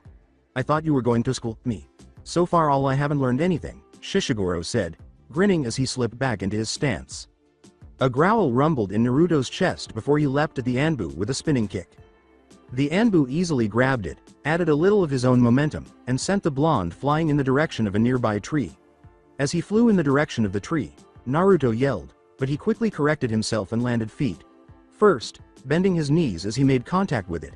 He pushed off the tree and threw a powerful punch at Shishiguro's head before launching himself back at him. The orange blur flew past the Anbu, who ducked beneath it before rolling to a crouch on the ground. Naruto launched himself at Shishiguro once more from this position. He kicked the man in the head, but it was easily avoided, and Shishiguro grabbed Naruto's leg before throwing him away once more. After rolling across the floor, Naruto got back up on his hands and knees and jumped at Shishiguro once more. Shishiguro took the punch, but he was hit. Naruto struck Shishiguro's stomach with his other fist before Shishiguro could throw him away, but it was caught again. Naruto's foot shot up, aiming for Shishiguro's groin as soon as his hand seized Shishiguro's. After stopping Naruto's leg at the shin with his raised knee, Shishiguro spun around and threw the blonde away once more. Shishiguro shook his head and remarked, "Sloppy, Naruto, very sloppy. You practically tell me what you're about to do and you waste far too much movement when it comes to your attacks, to say nothing of the fact you're far too slow when it comes to your attacks." Naruto crouched and stood, glaring at Shishiguro. Shishiguro laughed as he went on. "However, your attacks can be very unpredictable and you seem to excel at either planning ahead of time, or changing your attack after each move. Very impressive for a Gegan, especially for the dead last of the class." Shishiguro responded, "I'm not one for giving out compliments lightly. Taunts, jokes, and general annoyances. Yes. Compliments? No," Naruto asked, "really?" Naruto snickered as Jinosuke remarked, "He's right, and I should know. I grew up with him." Shishiguro gave him a slight glare. A thump sounded, and all three turned to see a bear-sized man wearing slacks and a black shirt with a naginata strapped to his back. His face appeared to be a patchwork of burns and scars, with the left side of his face being particularly badly burned. He wore a Hite.8 bandana tied over his head. Naruto exclaimed, "Demon," as his eyes grew wide. Gazing up at the tall building, Anko landed from the rooftops in front of the public information office. She grunted in frustration and muttered, "You better be damn grateful for what I'm about to do for you, Naruto." She approached the door, pushed it open, and entered the rather unadorned front room, which had a single desk at the far wall occupied by a short, black woman wearing thick, lensed glasses and a Hite.8, who was reading what looked like a trashy romance novel. Anko approached the desk and took a closer look at the woman who was deeply absorbed in her book. Like the room, she had a rather unremarkable appearance. She wore a short, sleeved shirt with the information nin symbol on the right breast. Anko smirked as she saw the woman almost leap from her seat, her book practically flying out of her hands, after clearing her throat to attract her attention. With her glasses sliding down her nose, the shocked woman put a hand over her heart and panted. With a somewhat perplexed expression on her face, she reached up and pushed them back into position while glancing over at Anko.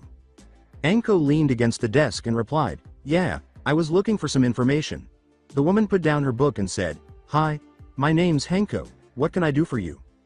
Henko inquired, "What kind of information?" Anko answered, "I'm looking for information on an Uzumaki." Henko said, "Really? That'll be easy."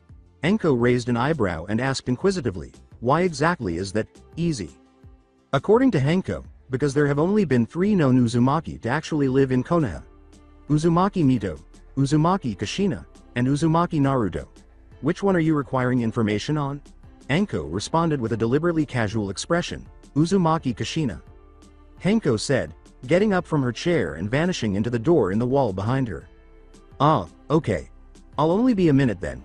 Anko looked around the room once more, sighed, and started drumming her fingers on the desk as she watched the woman go.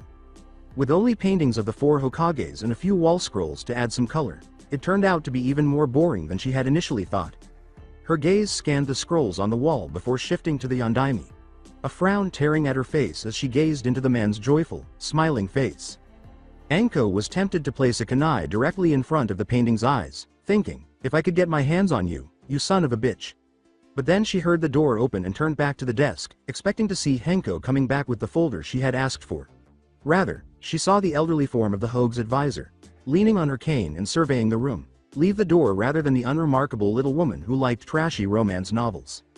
With trepidation rising in her chest, Anko questioned, "What exactly brings you here, Koharu-sama?" "Why, as the head of the Public Information Department, I was curious as to who would be looking up Uzumaki Kushina and more importantly, why. Though to be honest, I was expecting someone else instead of you, Midarashi-chan." Koharu responded casually, and Anko raised an eyebrow replied, "Really now? And why is that?" Because after certain events the other day, I was expecting someone in particular to come looking for information on Kushina. And to be perfectly honest, you weren't the someone in particular I was looking for. Koharu responded, and Anko flexed her muscles. Just who is this someone in particular you were expecting, and what are you planning to do with them? After a long moment of staring, Anko said, I think we should take this conversation up to my office, Midarashi-chan. Without waiting for a response, Koharu turned back to the door from which she had come, and Anko silently leapt over the desk and trailed the elder shinobi through the doorway, curious about what exactly was going to happen. Shishiguro slapped Naruto's head as he was caught between running and fighting, saying, Naruto, he's not a demon, that's just our brother Benkei. That's your brother? Naruto asked, and Genosuke responded, yes Naruto, that's our brother Benkei. His appearance is just the result of a life as a shinobi. Not everyone gets away with their good looks. Oh. Naruto uttered, feeling awful all of a sudden. All his life, he had been referred to as a demon, and he had just called their brother that. The man was a Konoha shinobi, so it's hard to say how many times he had heard that. With a low bow, Naruto said, Gomen Nasai, Benkei-san. Benkei grinned and said, oh, it's no problem Naruto-chan. He then sneered, his face darkening as he added, I'll just have to kill you for payment. Leaping back in terror, Naruto stared at the sneering man in front of him as he started to snicker, giggle, and then laugh. After Shishiguro and Genosuke joined him in their laughter, Naruto snarled and exclaimed, that's not funny guys. Genosuke laughed and remarked, yeah it is Naruto. It's funny every single time he does it to someone who calls him a demon. Naruto was making a pout-like gesture. Benkei ruffled the blonde's hair with one of his large hands and remarked, cheer up Naruto. You're not the first person we've done that joke to, and you won't be the last. So, what exactly is this torture equipment they were talking about? Naruto asked after giving him a brief glare. Benkei took a few steps back, took a scroll from his belt, opened it, nicked his thumb, and dragged it across the paper. Oh don't listen to them, they're just big babies. Benkei sighed, then grinned as he said, let me show you the equipment. What appeared to be a large, strapped turtle shell materialized in a puff of smoke. There was a huge explosion of dust as it landed after briefly hanging in midair. Naruto coughed and threw away the dust, unable to look past the crater the thing was now living in without gasping, before turning to face Benkei, who was grinning proudly. Benkei boastfully exclaimed, it's only about 50 pounds. Wait until we get to the leg weights with it, as if oblivious to Naruto's surprise and increasing horror. According to Genosuke, good luck Naruto. Additionally, Shishiguro said, you're gonna need it. Naruto screamed, you people are trying to kill me, as he looked helplessly, almost mockingly, at the heavy turtle shell that lay in front of him. Benkei grinned broadly and said, oh don't be such a baby, Naruto. It's not that heavy. His burnt and scarred face somehow seemed even more menacing than the evil sneer. See? He exclaimed after reaching down, grabbing it by one of the straps, and effortlessly raising it up after testing it a few times. Shishiguro gave Naruto a patronizing pat on the shoulder and said, of course, most people aren't as large and strong as Benkei is. Or should I say you aren't as large and strong as Benkei is? Knowing that the Anbu agent was clearly trying to get a rise out of him, Naruto gave him a heated glare, but, oh no, it was functioning. Naruto stomped over to Benkei, who grinned and turned the shell by its sides, offering Naruto the straps to put on. Give me the damn thing. Naruto snarled.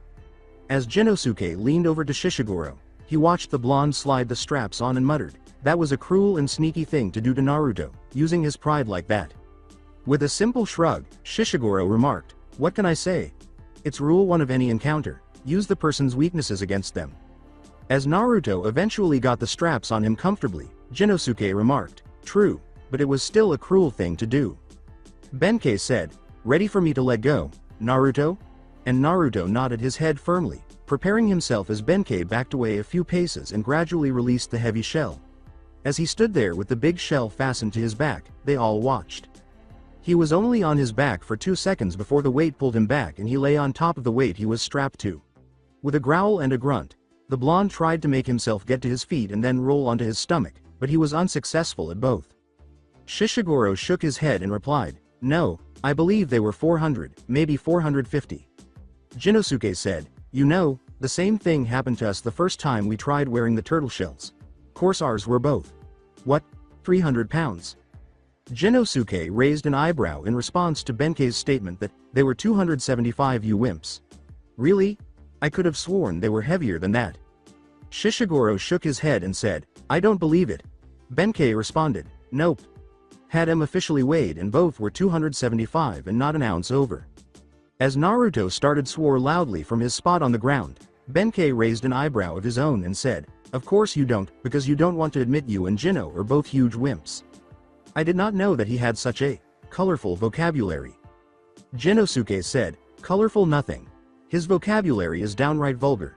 Shishiguro snickered as he asked, do you kiss Anko with that mouth? This only served to make Naruto's tirade more offensive and loud, which made Shishiguro burst out laughing. Benkei sighed and gave Shishiguro a disapproving glance before saying, Shishiguro, please don't antagonize Naruto.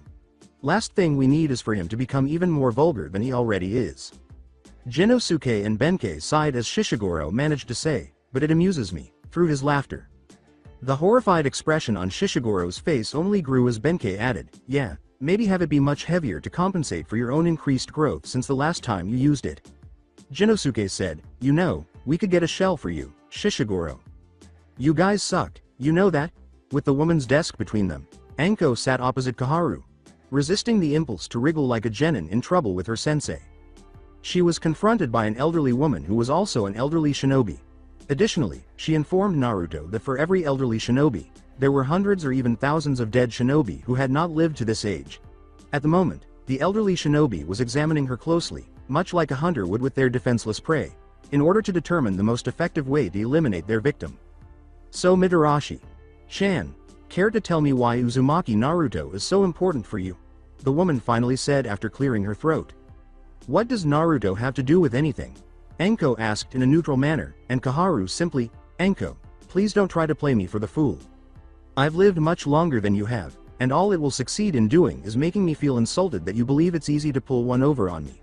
Besides, the only person in this village who could have an interest in one Uzumaki Kushina is Naruto due to the fact the adults of Konoha already know her when she was still living here. Now, why is Uzumaki Naruto so important to you? Anko responded, anticipating the abuse and charges to be directed at her and perhaps Naruto, if you must know, he's my boyfriend. But she was taken aback when the elderly woman simply grinned and said, really now? Well, good for you and him both. It might do you both some good to have someone special to you. What? Anko asked. Koharu responded, Anko, when I was growing up, it was still common for shinobi men and women to start dating and reproducing to replace members due to deaths from battles and feuds between two clans. To say nothing of arranged marriages between clans to foster alliances so as to ensure you have aid should something happen. Don't forget, villages were still a new and uncertain thing, and the clans felt more comfortable with clan alliances than all clans working for the betterment of the village and each other without such things. Ah, so you. Anko started, but Koharu shook her head replied, no, not me. But my mother married a man 8 years her senior, and my sister was married to a man 7 years her junior. Of course, as trust in the village and each other grew, the need for such things decreased. To say nothing of how the civilians found it a rather uncomfortable thing, and we found it easy to just drop the practice due to the lack of necessity. Now, how much do you know about Kushina? Koharu leaned back and inquired. Well, the other night I was leaving the dango stand when Naruto nearly bumped into me. We had a talk, and I managed to convince him to tell me his troubles, and he told me everything he knew. She quickly added, he didn't know it was an S-classed secret at the time, so you can't. Anko thought about lying for a moment, but realized it would probably be a pointless gesture. Koharu raised his hand to say, don't worry, Anko, I won't tell Sarutobi that Naruto told it to you, so don't worry. Besides, I've always disagreed with Sarutobi in regards to this insane plan of his and Minato's, and now he's trying to run damage control now that it's been found out by Naruto. Doesn't want the blonde to go around destroying Minato's reputation, most likely. Anko said, thank you. Koharu said, I'm not doing this for you. I know, you're doing this for Naruto. Because if it was found out he told me, things would get bad for Naruto, and the last thing he needs now is for anything else to go horrible. And that's exactly why I'm thanking you, replied Anko. I'm glad you understand. Now, you were looking for files on Kushina? Koharu asked, blinking before grinning. Yes. Hopefully something telling her last known whereabouts, because I doubt Sarutobi and Jiraiya would just let her wander around unchecked. Anko replied, to which Koharu sighed and, unfortunately, That kind of information would most likely be in the most secure room of the Hokage Tower, with access given only to the reigning Hokage. Koharu grinned and remarked, however, I do believe I might have a way around that little obstacle. Anko snarled, damn it. What? Koharu took a scroll from her desk and set it on the table in front of Anko. Blinking, Anko questioned, what exactly is this? Koharu smirked and said, that's a scroll. Anko frowned and said, you know what I mean. It's a summoning scroll. It belongs to my personal summon, a bloodhound named Sharaku. He's one of the best trackers in the elemental nations. Just give him a scent or chakra signature, and he can and will find his target. Just write a message to Kushina and have him take it to her. Koharu responded, causing Anko to inquire. But where will I find a scent or chakra signature? Here's a few pieces of Kushina's clothing. The storage seal has ensured that the chakra residue and her scent are still fresh enough to be used to track her down, Koharu said, pulling out a second scroll and placing it on the desk. Why exactly do you have this? Anko asked, and Koharu breathed as, because I'd contemplated doing it myself since this entire mess began, but I was always too scared to actually go through with it myself. But after hearing everything, I planned on waiting for Naruto to show up searching for information on Kushina and suggested to him, but you work too.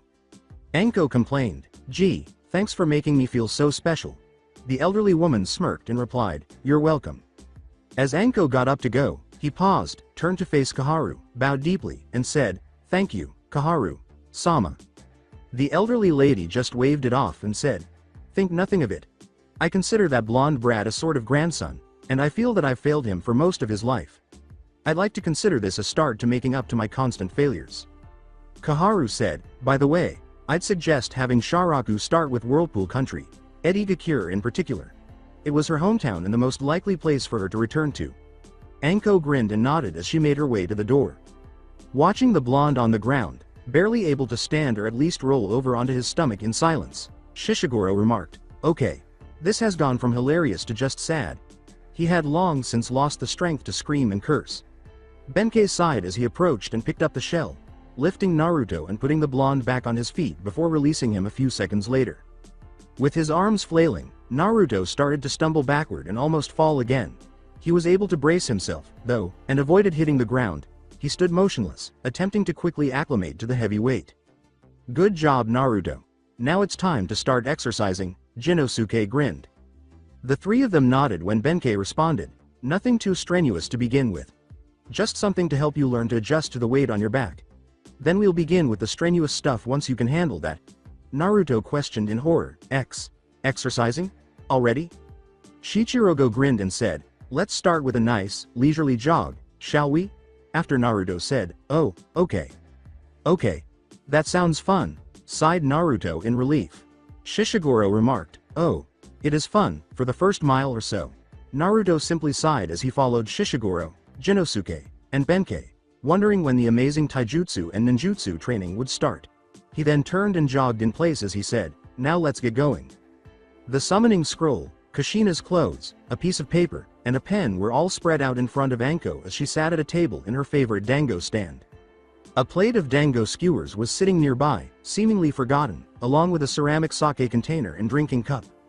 With a sigh, Anko reached down, picked up the cup and container, turned the container up, and drank several glasses of the potent liquor. With a sigh, Anko put the potent elixir down and resumed gazing at the objects in front of her, shuddering as it ran down her throat. Anko, isn't it a bit early for you to be drinking so heavily? With a half-hearted smirk, Anko turned to face the voice's origin and watched her friend Kurenai enter the stand. She continued, observing the red-eyed woman seated across from her. Oh, I just find it easier to think after having a few jugs of sake. Especially when it comes to things like this. As Kurenai took them in, she asked, I take it your current drinking binge involves this stuff set out in front of you? Anko nodded and replied, yep, it's a real conundrum, and I don't know what to do about it. In response to Kurenai's question, want to talk about it? Anko shrugged and said, not sure if you can help, all things considered. Kurenai inquired, more interested than she would have liked to acknowledge, what exactly is being considered here, Anko? Considering the fact that much of it is considered a very important secret for the village, at least according to Sarutobi, Anko responded after he sighed and took another swig of sake. Kurenai responded, oh, those are indeed things to be considered, aren't they? Anko sighed and answered, yeah, they are. Kurenai asked, Can you at least tell me who this regards? Anko replied, newly minted Genin Uzumaki Naruto. Anko smirked slightly as she responded, that was before you became my very own Shota boyfriend. Kurenai asked, and why exactly are you worried about Naruto? You've never been concerned about him before, so what's changed? Kurenai questioned, Shota boyfriend? You mean you're dating him? Anko nodded and replied, yeah. Isn't he? I don't know. A bit young for you, Anko? In our line of work, age is meaningless. You know that as well as I do. Anko replied. Yeah, I guess, but still. He's only 13. The civilians are going to look at you funny for it anyway, Kurenai said, nodding. Peeved. They already look at me funny, Chan. The only difference is that now they're doing it because I've got me a younger man and not because I had the supreme misfortune of being the bastard student. Anko grumbled. Her previously upbeat demeanor. Kurenai nodded and sighed, saying, that's true, but still, you don't need to be bringing these things on yourself, Anko. With a sigh, Anko muttered, yeah, I already tried that, Kurenai. Didn't work. Besides, that kid needs me at a time like this. Kurenai continued, and you need him. Anko gave her a fierce look as she responded, I don't need him. Kurenai responded, of course not. You don't need someone who understands your point of view and will care for, maybe even love you, regardless of your past. So you actually condone it? Anko asked, raising an eyebrow. Kurenai's lips became thinner as she said, I didn't say that. I understand your reasons, but I won't say I condone it. Kurenai frowned and said, I am not jealous of your relationship, Anko. Anko grinned and said, come on, Chan. You know you want to have a cute little Shotokan boyfriend too, and me having Naruto is making you jealous. With a sly smile on her face, Anko added, and if you play your cards right, I might be willing to share Naruto with you. Yes you are, Kurenai. Chan, I can see it in your eyes. Anko's eyebrows waggled suggestively. Anko. When a sweaty, filthy Naruto dragged himself up the stairs to his apartment, it was well past nightfall. His head pounded like an Akamichi was using his skull as a practice dummy, and his legs throbbed, his shoulders ached, and his back ached. He was seriously thinking of just lying on the stairs and sleeping there because every step felt like rusty kunai stabbing his legs. However, he persisted, and at last he reached his door. He retrieved his house key from his pocket, unlocked the door, and pushed it open, letting a divine aroma burst forth and crash into him, assaulting his nostrils with its mouth-watering aroma. He walked droolingly into his apartment and shuffled toward the kitchen, blinking in shock when he saw Anko using several of his pots and pans to cook while standing in front of the stove. Without glancing at Naruto, she answered, making you dinner. Anko. Chan, what are you doing? He asked. Naruto asked, why? Anko turned, grinned, and replied, because I wanted to, Naruto. As she asked, you're not exactly used to having someone do something for you just because they wanted to, are you? He mumbled, oh, Anko sighed. Anko smiled and said, well, don't worry about it, Naruto, because I'm going to be doing plenty of things for you, just because I want to, from now on. And you're going to do the same for me too, right? Naruto blushed and responded sheepishly, no. His response, which he gave with all of his remaining energy, was, you bet, I'll be doing all kinds of things for you. Anko returned to the cooking, a pleasant jolt running up her spine at Naruto's sincere and enthusiastic response. Like the blonde, it was uncommon for someone to do something for her just because they wanted to, so hearing the blonde's sincere promise to do it for her was unusual and welcomed.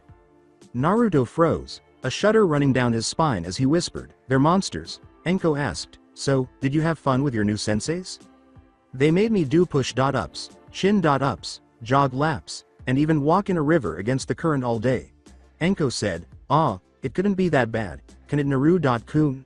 The blonde then collapsed into a chair at his table and moaned, and then they measured my fingers, my hands, my arms, my body, around my head, my legs, my feet, and even my toes.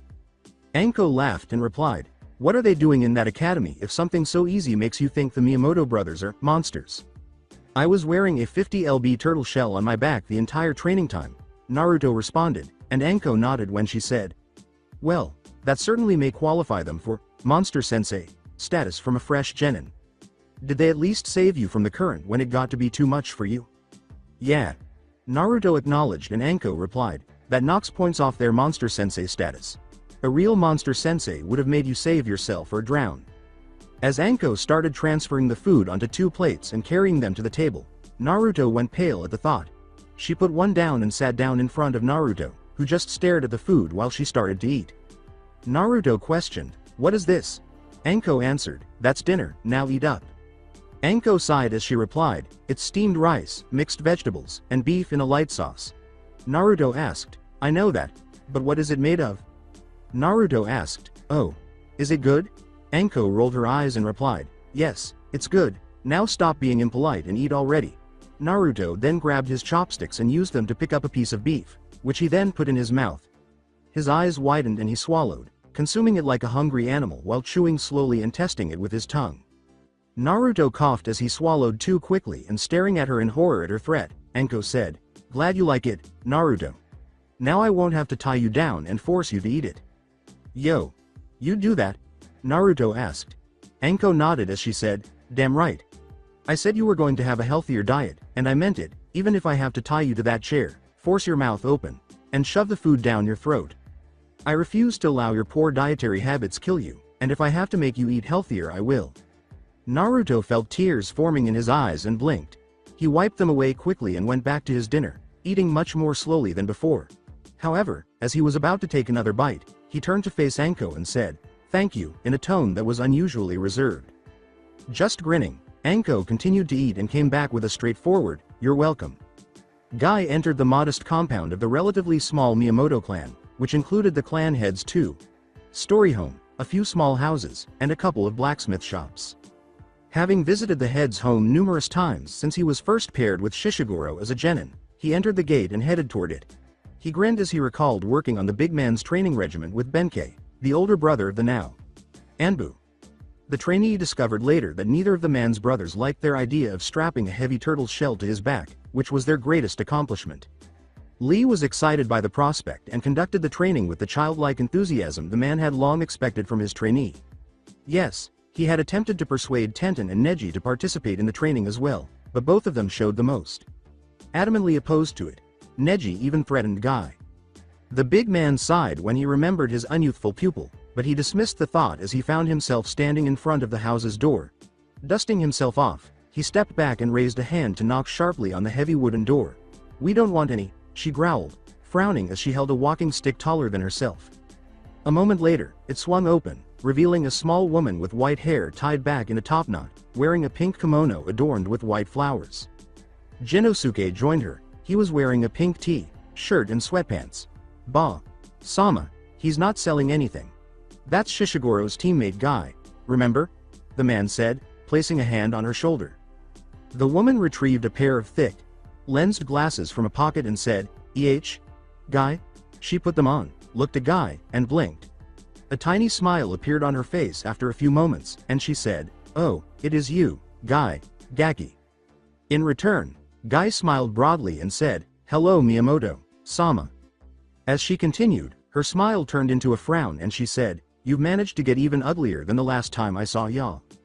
Guy scowled and slouched, saying, "You say that every time you see me." He sighed and said, Sama, please don't be so mean to everyone." She replied, "Well, it's true every time I see you." She waved her walking stick in the air and retorted, I'm old and a shinobi. I've earned my right to be as mean to anyone as I damn well please. Come on Sama, I think Seo-chan has a pot of tea ready for you," Genosuke said, putting a hand on the small of her back and gently guiding her away. After grinning, the elderly woman walked away, saying, "Seo-chan, such a good girl. I just wish she'd get out of that damn forge and try and get a husband." Genosuke turned to Guy and sighed, saying, "Of course, Sama. I apologize for her Guy, but you know," he said. "She's been like that since I was a genin. Why does she think I'm ugly?" Guy sighed. Genosuke opened his mouth to say, maybe it has something to do with the spandex jumpsuit. Or maybe the bowl cut. Or the eyebrows. But paused when he noticed that Guy's mood was getting worse with every remark. He winced and then patted the man on the back and said, "Sorry Guy, but you did ask." Guy whispered, "I did." He then smiled and said, "But she doesn't like most people though." "That is true. Thinks that Anko is a whore, Shikaku's a zombie, Jiraiya's a Gamajin, and Sarutobi. Well, the less said about what she's called him over the years, the better." Genosuke nodded. Guy smiled as he replied, "So what did you want to talk about?" The big Junin grinned and asked, So you decided to talk to the beautiful green beast of Konoha for help? Genosuke explained. Benkei, Shishiguro, and I are training a genin as a favor to a friend of mine, and we need help deciding his taijutsu style. Genosuke responded, you are the foremost expert on the subject. Guy entered the room, already navigating the different styles he was familiar with, but paused to inquire, who is the genin? Uzumaki Naruto. The Uzumaki Naruto? Guy asked, pausing to look at Genosuke. Yes. Genosuke replied, causing the man's shoulders to tremble and tears to stream down his cheeks. Guy. Are you okay? Genosuke asked, blinking, as he approached the man. Guy said, it's just so beautiful, and then started crying, after giving the green-clad man a startled look. Genosuke approached him cautiously and gave him a shoulder pat while stating, it's okay Guy. Come on, Benkei and Shishiguro are waiting. Then Guy broke down in tears once more. But for you three to take a chance and take on a youthful yet outcasted child as a disciple, she said. With a sigh, Genosuke guided the sobbing man into the living room, questioning whether things could get any stranger than they already were. As Anko smirked and leaned against the table to ask, so, did you enjoy your dinner, Naruto? Naruto sighed and rubbed his full stomach while leaning back in his chair. Naruto got up and said, don't do that, let me do it for you, as Anko got up from her chair and started to get the dishes. Yep. The blonde sighed, her eyes drooping. Gazing at the blonde, Anko smiled and went back to her chair, saying, sure thing, have fun. While Naruto was picking up the dirty dishes, Anko sighed and observed the blonde, saying, Naruto, I have something to talk to you about. Naruto asked, about what? Anko sighed once more and said, I've got a possible way to find Kushina for you. I just want to know if you want to write the message to her or not. The blonde paused, turned to face her, and asked, Really? Anko explained, now, before you get too excited, we don't know how long this'll take or if it'll even work, but it's a possibility. Naruto sniffed a few times before nodding slightly and saying, I'll write the message, just let me finish the dishes. Anko sighed as he watched the blonde continue to collect the dishes, seemingly on the verge of dancing while cheering with joy or sobbing out of relief. For his sake, I sincerely hope this works. So, you need me to help decide the best taijutsu style for the youthful if misunderstood Uzumaki Naruto? Guy asked, wiping his eyes on a tissue while seated with Genosuke, Benkei, and Shishiguro. Exactly Guy, I mean, you did help me improve on my own training regiment, one that's already helped Shishiguro and Genosuke, as well as is going to go a long way in helping Naruto. Benkei replied, and Guy chuckled as he replied, Yash, you are indeed correct. So, how much weight are you using? Most unyouthful. How is a measly 50 pounds going to do anything beneficial for Naruto? Guy scowled in response to Genosuke's comment, 50 pounds. Guy. Senpai, not everyone is a taijutsu monster like you and Lee. We're having to start him off at the level of a normal academy student and going from there. We start where you would and Naruto's going to end up dead, then Anko would make us dead. Shishiguro stated, and Guy blinked as he, why would she care? Benkei said, she's his girlfriend. Guy blinked and then fixed his gaze on the big man. Shortly afterward, Benkei turned to face Shishiguro and said, I think it broke Guy. Shishiguro grunted in annoyance and said, well great, now who are we going to have this discussion with? Maybe we can get advice from Asuma-san, or maybe, Genosuke started. YOSH, Naruto. Kun's springtime of youth is overflowing to the point of flooding. To be able to easily tame the wild heart of Konoha's snake summoner is a testament to his youthfulness. Exclaimed Guy, who jumped to his feet with his fists in the air and a flame that seemed to be burning in his eyes. The Miyamoto matriarch yelled, shut up you ugly freak, as a big metal vase slammed into his head, knocking him to the ground. I'd suggest you quieting down, unless you want to lose more brain cells, Genosuke replied. Shishiguro went on, and it's not like you have many left to spare, Guy. Senpai. With a sigh, Naruto tapped the tip of the pen against the table while gazing at the scroll that was spread open in front of him. Anko sat close by and watched him with interest, wondering when he would write the letter to his mother, who had been missing for a long time. After a few more minutes of silence, he threw the pen down and screamed in exasperation while tugging at his hair. When Anko asked, what's up with you? Naruto complained, I can't think of what to say. She laughed at his angry squawk and the rather ridiculous looking glare directed at her. Anko leaned back in her chair and grinned, saying, you're just overthinking things, Naru.kun. Times like these you need to just do what you do best. Go with your heart and ignore your brain. Lord knows you've got more than enough experience with it. Naruto turned back to the scroll in front of him and growled, "Not funny, Anko-chan." But as he picked up his pen once more and started writing quickly, his glare vanished and was replaced by a smile, and Anko raised an eyebrow at what she saw him writing. "Can I read it after you're done?" she inquired as she observed the message expanding. "No," Naruto answered, and she let out a dramatic sigh to get him to look up. Then, with her eyes wide and glistening with tears, she pouted and said, "Please Naruto-kun?" "No," Naruto said again, lowering his head to hide her face.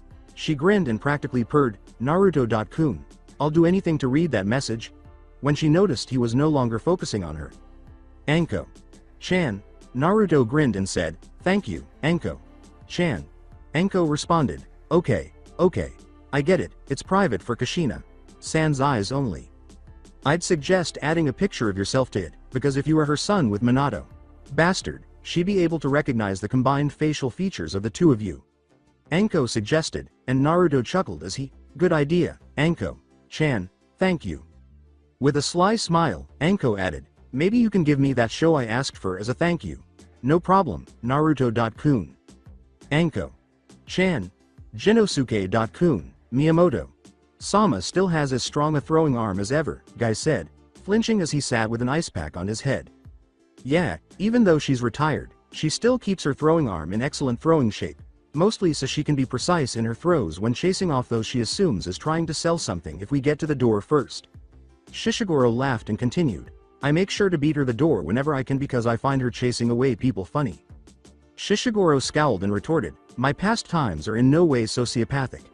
Benkei said, "As much as we enjoy hearing your immature, borderline sociopathic pastimes, I'm afraid we have more important things to discuss."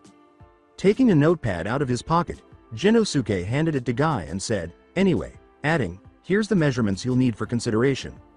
Shishiguro shook his head and remarked, "I still don't understand how he does it," as he watched Guy grab the notepad and read the measurements. "No one does." Genosuke continued as Guy scowled intently while closely examining the notebook.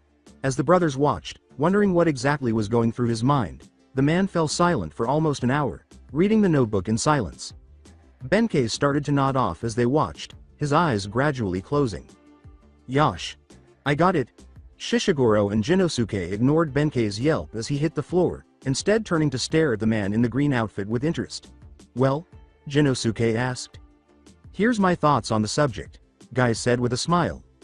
Anko had a lot of expectations when she opened her Shota boyfriend's apartment door that morning. In order to wake him up with another of her snakes, she assumed he would be sound asleep. She anticipated some sort of payback for earlier snake wake up calls. She even thought he would finally give her the sensual dance she had been longing for. However, she was surprised by what she discovered. She discovered Naruto sitting in a chair with his hands and face covered in red and white face paint, while a shadow clone was sitting in front of him, using a tiny paintbrush to add the final touches. "Whatcha think, Anko-chan?" Naruto asked, grinning broadly as he heard her enter the apartment. "What the fuck?" was the first question that sprang to mind as Anko stared in disbelief. Naruto looked at his shadow clone and asked, "Is the war paint for my ID picture that awesome?" The clone gave him a thumbs up. "You do know that your war paint will never fly, don't you?" Anko asked, crossing her arms beneath her chest after finally shaking it off. Anko shook her head in response to Naruto's question, "What do you mean?" "I mean that you try and have that mess on you in your ID picture and they'll make you retake it." Naruto asked, feeling deflated. "Really?" Anko nodded and replied, "Yes. I should know, I tried it when I took my Genin photo. And mine was a work of art, not that assault on the eyes you've got going on there." Naruto argued, his clone nodding in agreement, "Hey, my war paint is awesome." Naruto frowned and said, "Oh yeah? What would you know about style?" Anko responded, "Which obviously means that you have no sense of style, my little whisker marked cutie." Anko gestured to her current outfit and continued, "I'll have you know that I'm the queen of style. I mean, just look at my great ensemble." She added, light with plenty of maneuverability and a sense of sexiness to distract horny opponents, making killing them easier. She demonstrated her point with a little twirl. She snapped her fingers as she finished her twirl, thinking, in fact, how about I take you to the store and change that tracksuit for something more stylish? Anko nodded in response to Naruto's question, "What? Yes, that's exactly what I'll do. We've got plenty of time to wash that mess off of you and get you into something that screams super awesome ninja. Even through a photo ID, explained Naruto. When Anko said, first up, a good scrubbing so you don't embarrass me with your crime against art paint job, and then, shopping. Naruto attempted to say, wait but she moved too quickly for him to follow, grabbed him by the collar, and dragged him toward the bathroom. The shadow clone shrugged and scattered in a cloud of smoke as it watched them go. With his back to his desk and his eyes fixed on the picture window that overlooked Konoha, Sarutobi sighed. A week had passed since he had last seen Naruto, the night the blonde learned that he was the Kyuubi's Jinchuriki and the son of Namikaze Minato, the fourth Hokage and the man who had sealed the seal. That was the night the boy had learned of his father's schemes that left him an orphan and a refugee in a village that hated him for something he could not control. That was the evening Naruto had announced. No, he yelled his hatred for himself and Minato. Screamed about how their actions had harmed him not just that evening but every day since. And ever since that night, Sarutobi couldn't get rid of the picture of Naruto's hurt, irate face as he cried out his hatred for both him and his own father. How they had taken his mother away from him and left him for a scheme that had been hatched before he was even a few hours old. However, his thoughts were cut short when his secretary's voice came on his intercom, stating, Miyamoto Jinosuke is here as you requested, Hokage. Sama. Sarutobi turned his chair to face his desk, hit the button, and said, send him in. When the door opened, Sarutobi saw the man in the pink shirt come in and stand in front of his desk, asking, you wish to see me, Hokage? Sama? Yes. It's come to my attention that you and your brothers have been spending time these past few days training Uzumaki Naruto. May I ask why exactly you three have taken a sudden interest in the boy? Sarutobi asked, folding his hands in front of his face and observing the man. I was asked to train him as a favor to a friend of mine, and I asked my brothers to help. Benkai decided to help because he's rather fond of training himself and others, while Shishiguro chose to help because, well, as you know, Shishiguro has a unique sense of humor and he figured this would give him plenty of laughs, replied Jinosuke. And who was the friend who asked for a favor? Sarutobi asked, raising an eyebrow. Naruto is dating Tokubetsu Junin Midarashi Anko. The Hokage asked, staring at Jinosuke as he responded, Midarashi Anko, who's apparently his girlfriend now. It was answered, hi. Anything interesting happened between the two of them during your training sessions? Sarutobi asked, frowning slightly. Well, Naruto and Anko get pretty. Jinosuke responded, I get upset whenever you or Minato-san are mentioned. After letting out a sigh, Sarutobi inquired, did they explain to you why Minato-san or I make them angry? No, but Shishiguro, Benkai, and I believe that it's because Naruto-san has discovered his being the Jinchuriki of the Kyuubi no Kitsune and is upset not only because of that, but the fact it was kept from him for so long. Sarutobi gave Jinosuke a nod and said, thank you, that's all. You're fired. Jinosuke said, you're welcome Hokage. Sama. He turned and left the office, and Sarutobi sank back in his chair as he turned to face the village. Despite the law, it seemed that Naruto had told Anko what had actually happened that night, and the old man was afraid he would have to punish Naruto for disobeying his order.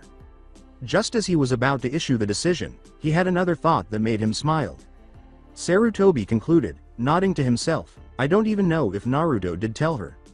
Anyway, even if Naruto did tell Anko the truth of that night, he must have done so before Iruka told him of the law, since no one else has heard of it. And if I were to punish him for telling Anko, questions would be asked about the law he broke, meaning that more people would learn, and the likelihood of all of them keeping silent is. Well, it's in the best interest of Konoha if I overlook this, so long as it doesn't spread further. Now, he said with a heavy sigh, back to this damnable paperwork. Enter the dressing room, damn you. No. Put on those fantastic clothes and get in there.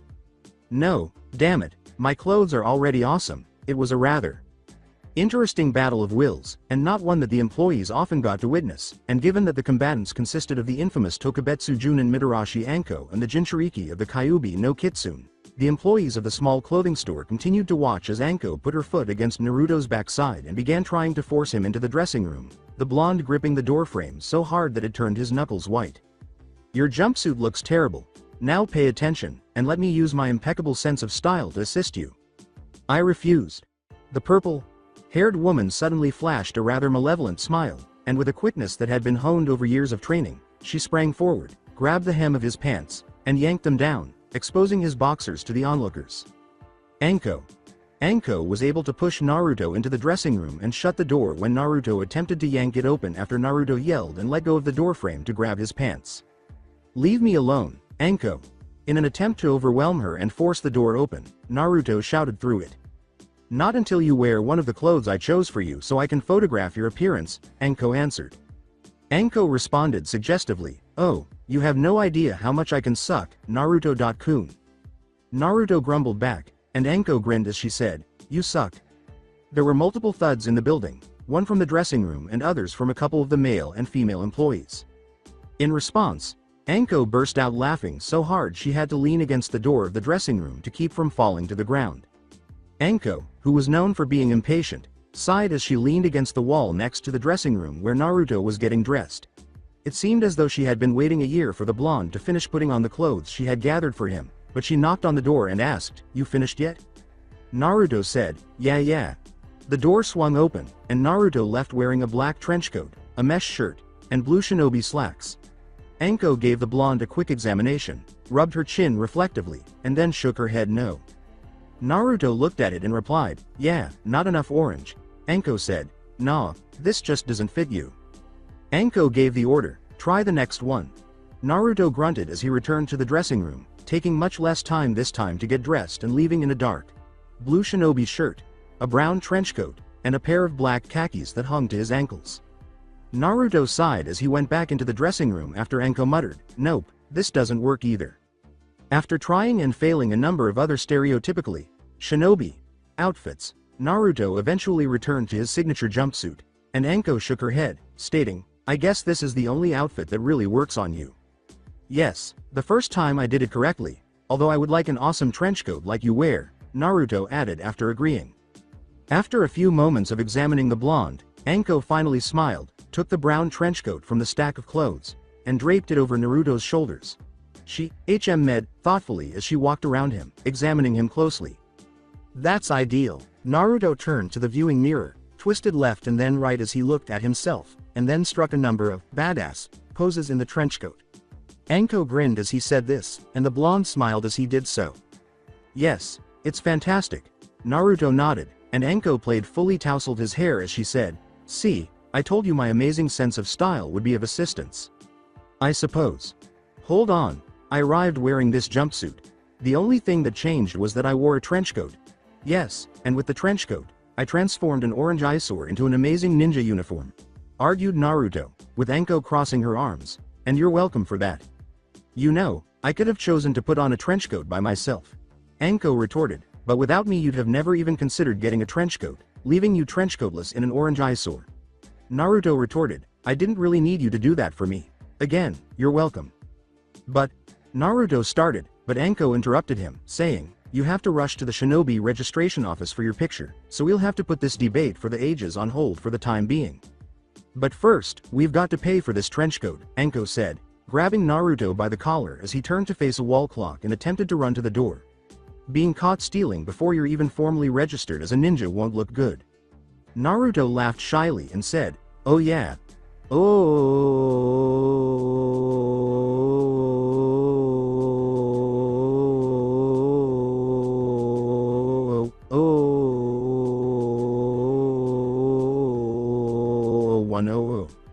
Sighing, he closed the folder and remarked, "Well, Naruto, it seems everything is in order, though the trench coat is new."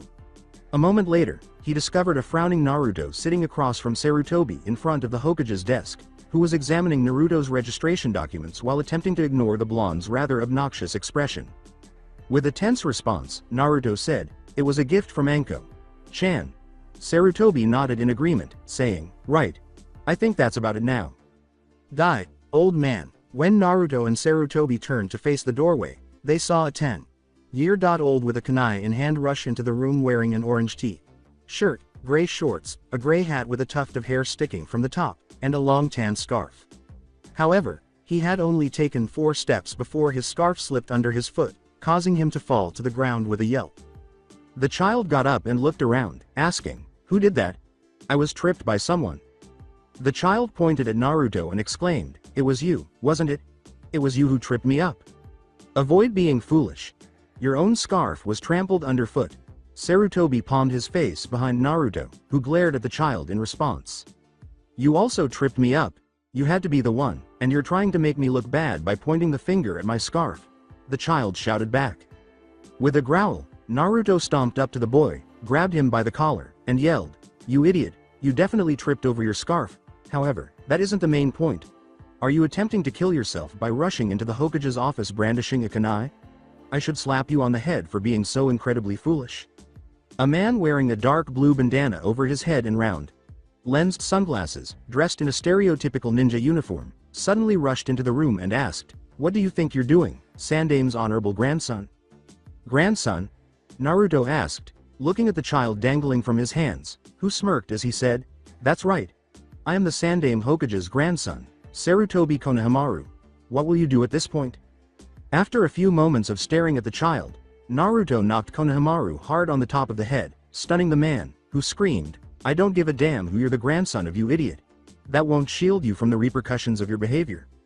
Naruto pushed the stunned man aside as he hurried out of the room, muttering as he did so, dropping the boy on the floor. The man steadied himself and repositioned his sunglasses before uttering the words, "That child's nerve.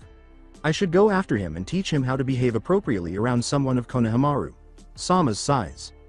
Sarutobi said, "Leave it alone, Ebisu." Ebisu gaped and responded, "Bu but Hokage Sama." He struck Konohamaru Sama and maybe it'll do him some good.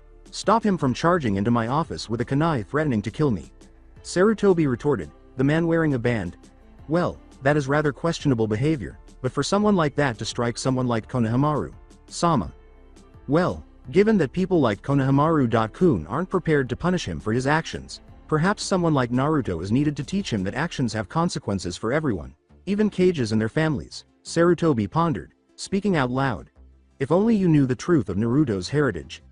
Smirking, Sarutobi replied, "Besides, I think you'd be better off looking for Konohamaru, considering he escaped the room moments after Naruto left." What? As he ran out of the room calling for the missing 10-year-old, Sarutobi leaned back in his chair and laughed, taking in the scene as Ebisu cried and looked around for the boy, only to discover him gone.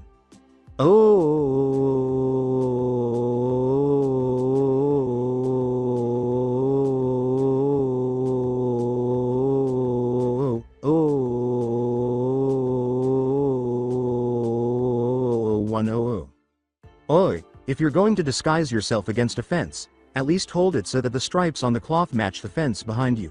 Naruto rolled his eyes as he walked up to the square and grabbed it away from Konohamaru. He was walking down the street when he noticed the same square of horizontal stripes on a fence made of vertical posts once more. With a smile, Konohamaru exclaimed, "Ah. You were a worthy teacher, I knew that." "Educator? Me?" Naruto asked, and Konohamaru nodded as he replied, "Yeah, I've heard that you defeated Jiji, so I figured that if I studied under you, I could defeat Jiji and become Hokage." "Don't be foolish. Defeating the current Hokage won't make you the Hokage. Besides, why would you want to be Hokage at all?" complained Naruto. "No one should want that stupid job." "What? The job of Hokage is fantastic. Besides, the only way I can get what I really want is to be Hokage. Being Hokage is a horrible job, and it ends up screwing over their family," Naruto countered Konohamaru. "Yes, it does that." Konohamaru concurred, but added, "However, what do you know about that?" Konohamaru questioned, "Then why did you say being Hokage screws over their family?" Naruto muttered, "I can't say. Since I've studied the last 4 Hokages, their families have always suffered as a result of their position of authority."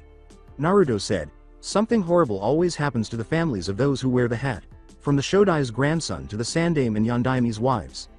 Konohamaru asked, his eyes welling with tears, "But then how else am I supposed to get what I want most?" "In any case, what do you want most? To be known as Konohamaru and not the honorable grandson, or the Sandame's grandson?" Konohamaru responded to Naruto's question. "To be perceived as myself rather than as my grandfather." Naruto said, "Well, you can get that without becoming Hokage." Konohamaru responded, "Really? How?" "By developing into a powerful, respected ninja. After all, nobody has ever been Hokage, and everyone knows the Sannin as the Sannin." Naruto remarked, "Not to mention Hitaki Kakashi, Hanzo the Salamander, and many others." Konohamaru nodded and said, "That's true." Thus, compared to Naruto. Aniki, can you help me develop into a powerful, respected ninja? That I am able to. And since they're helping me, I know some guys who can assist you with it, Naruto said, and Konohamaru smiled as he said, Yada. Whoever is training you must be extremely powerful. Knowing what the poor child was going through, Naruto grinned and gave the excited child a loving head rub.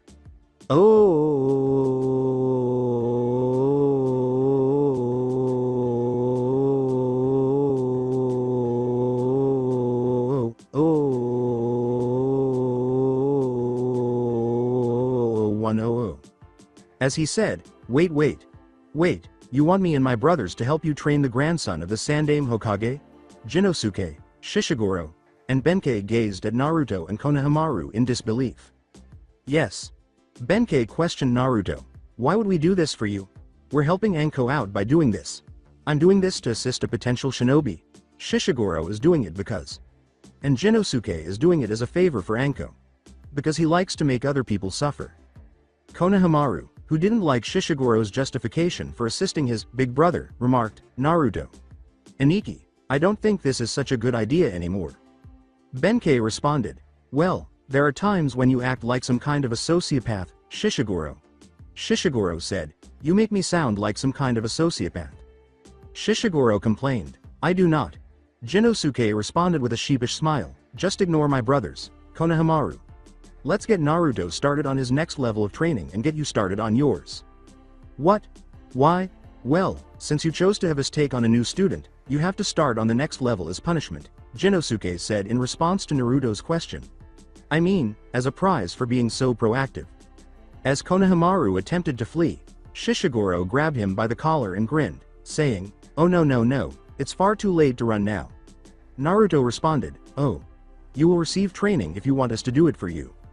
After holding Konohamaru in the air for a few seconds after picking him up under the armpits, Benkei put him down and remarked, I think a 10, maybe 15-pound shell to start him off with. Just 10 or 15. I began with a 50-pound shell. You have 3 years and a full ninja academy training behind you, Benkei said, giving Naruto a loving pat on the head as he yelled. We start him off much lighter than you because he may be in his first year of serious shinobi training. Shishiguro chuckled as he said, oh, just wait until we get you started on the next level, Naruto.kun. Naruto complained, you guys suck. Ebisu landed ahead of the 5 at that precise moment, shouting, ah. Ha, honorable grandson, I found you. He trailed off after realizing who the 3 people with his student were. Now come along before this ruffian and his. Oh, you two are familiar with Ebisu. Chan? I never would have guessed, Shishiguro said, his smile sending a chill down the man's spine. Ebisu grinned feebly at them and muttered, he. Hello Shishiguro, Jinosuke, Benkei. Sweat was starting to run down his face. Ebisu. Chan? Oh, Shishiguro and Ebisu have some, Jinosuke said in response to Konohamaru's question. Let's say, history. No history. I was frightened of that man as a child. Shishiguro rolled his eyes in response to Ebisu's shout, saying, well, I seem to remember that you started it with all the needless name-calling, and if you hadn't involved my family, I would have left it alone enough. Stiffly, as if he were about to bolt, Ebisu said, I was only calling it as I see it. Shishiguro's smile darkened as he answered, yeah, and I was only protecting the honor of my family name. I'm not going to have to start protecting the honor of my family name again, will I? Ebisu said, N.N.N.No. Shishiguro's dark smile vanished as he said, good. Now hurry up, you're wasting time, and we have students to train. The honorable grandson, though, Jinosuke responded to Ebisu's statement by looking around theatrically and saying, honorable grandson. No, honorable grandson, appears here. Only 2 Miyamoto ninja training course students, Sarutobi Konohamaru and Uzumaki Naruto, are visible to me. Proceed now before Shishiguro determines that you are once more disobeying the family name. As Jinosuke turned to Konohamaru and said, now, let's start with some basic exercises, Ebisu shunshined away with a very unmanly, eep. And never forget our courses. Rule number 1. What is it? Konohamaru asked uncertainly, and Benkei replied with an honest smile. No pain, no gain. So that's it for today. I hope you guys enjoyed it. Don't forget to like, share and subscribe to the channel for more awesome stories like this. Thank you. See you all in my next video.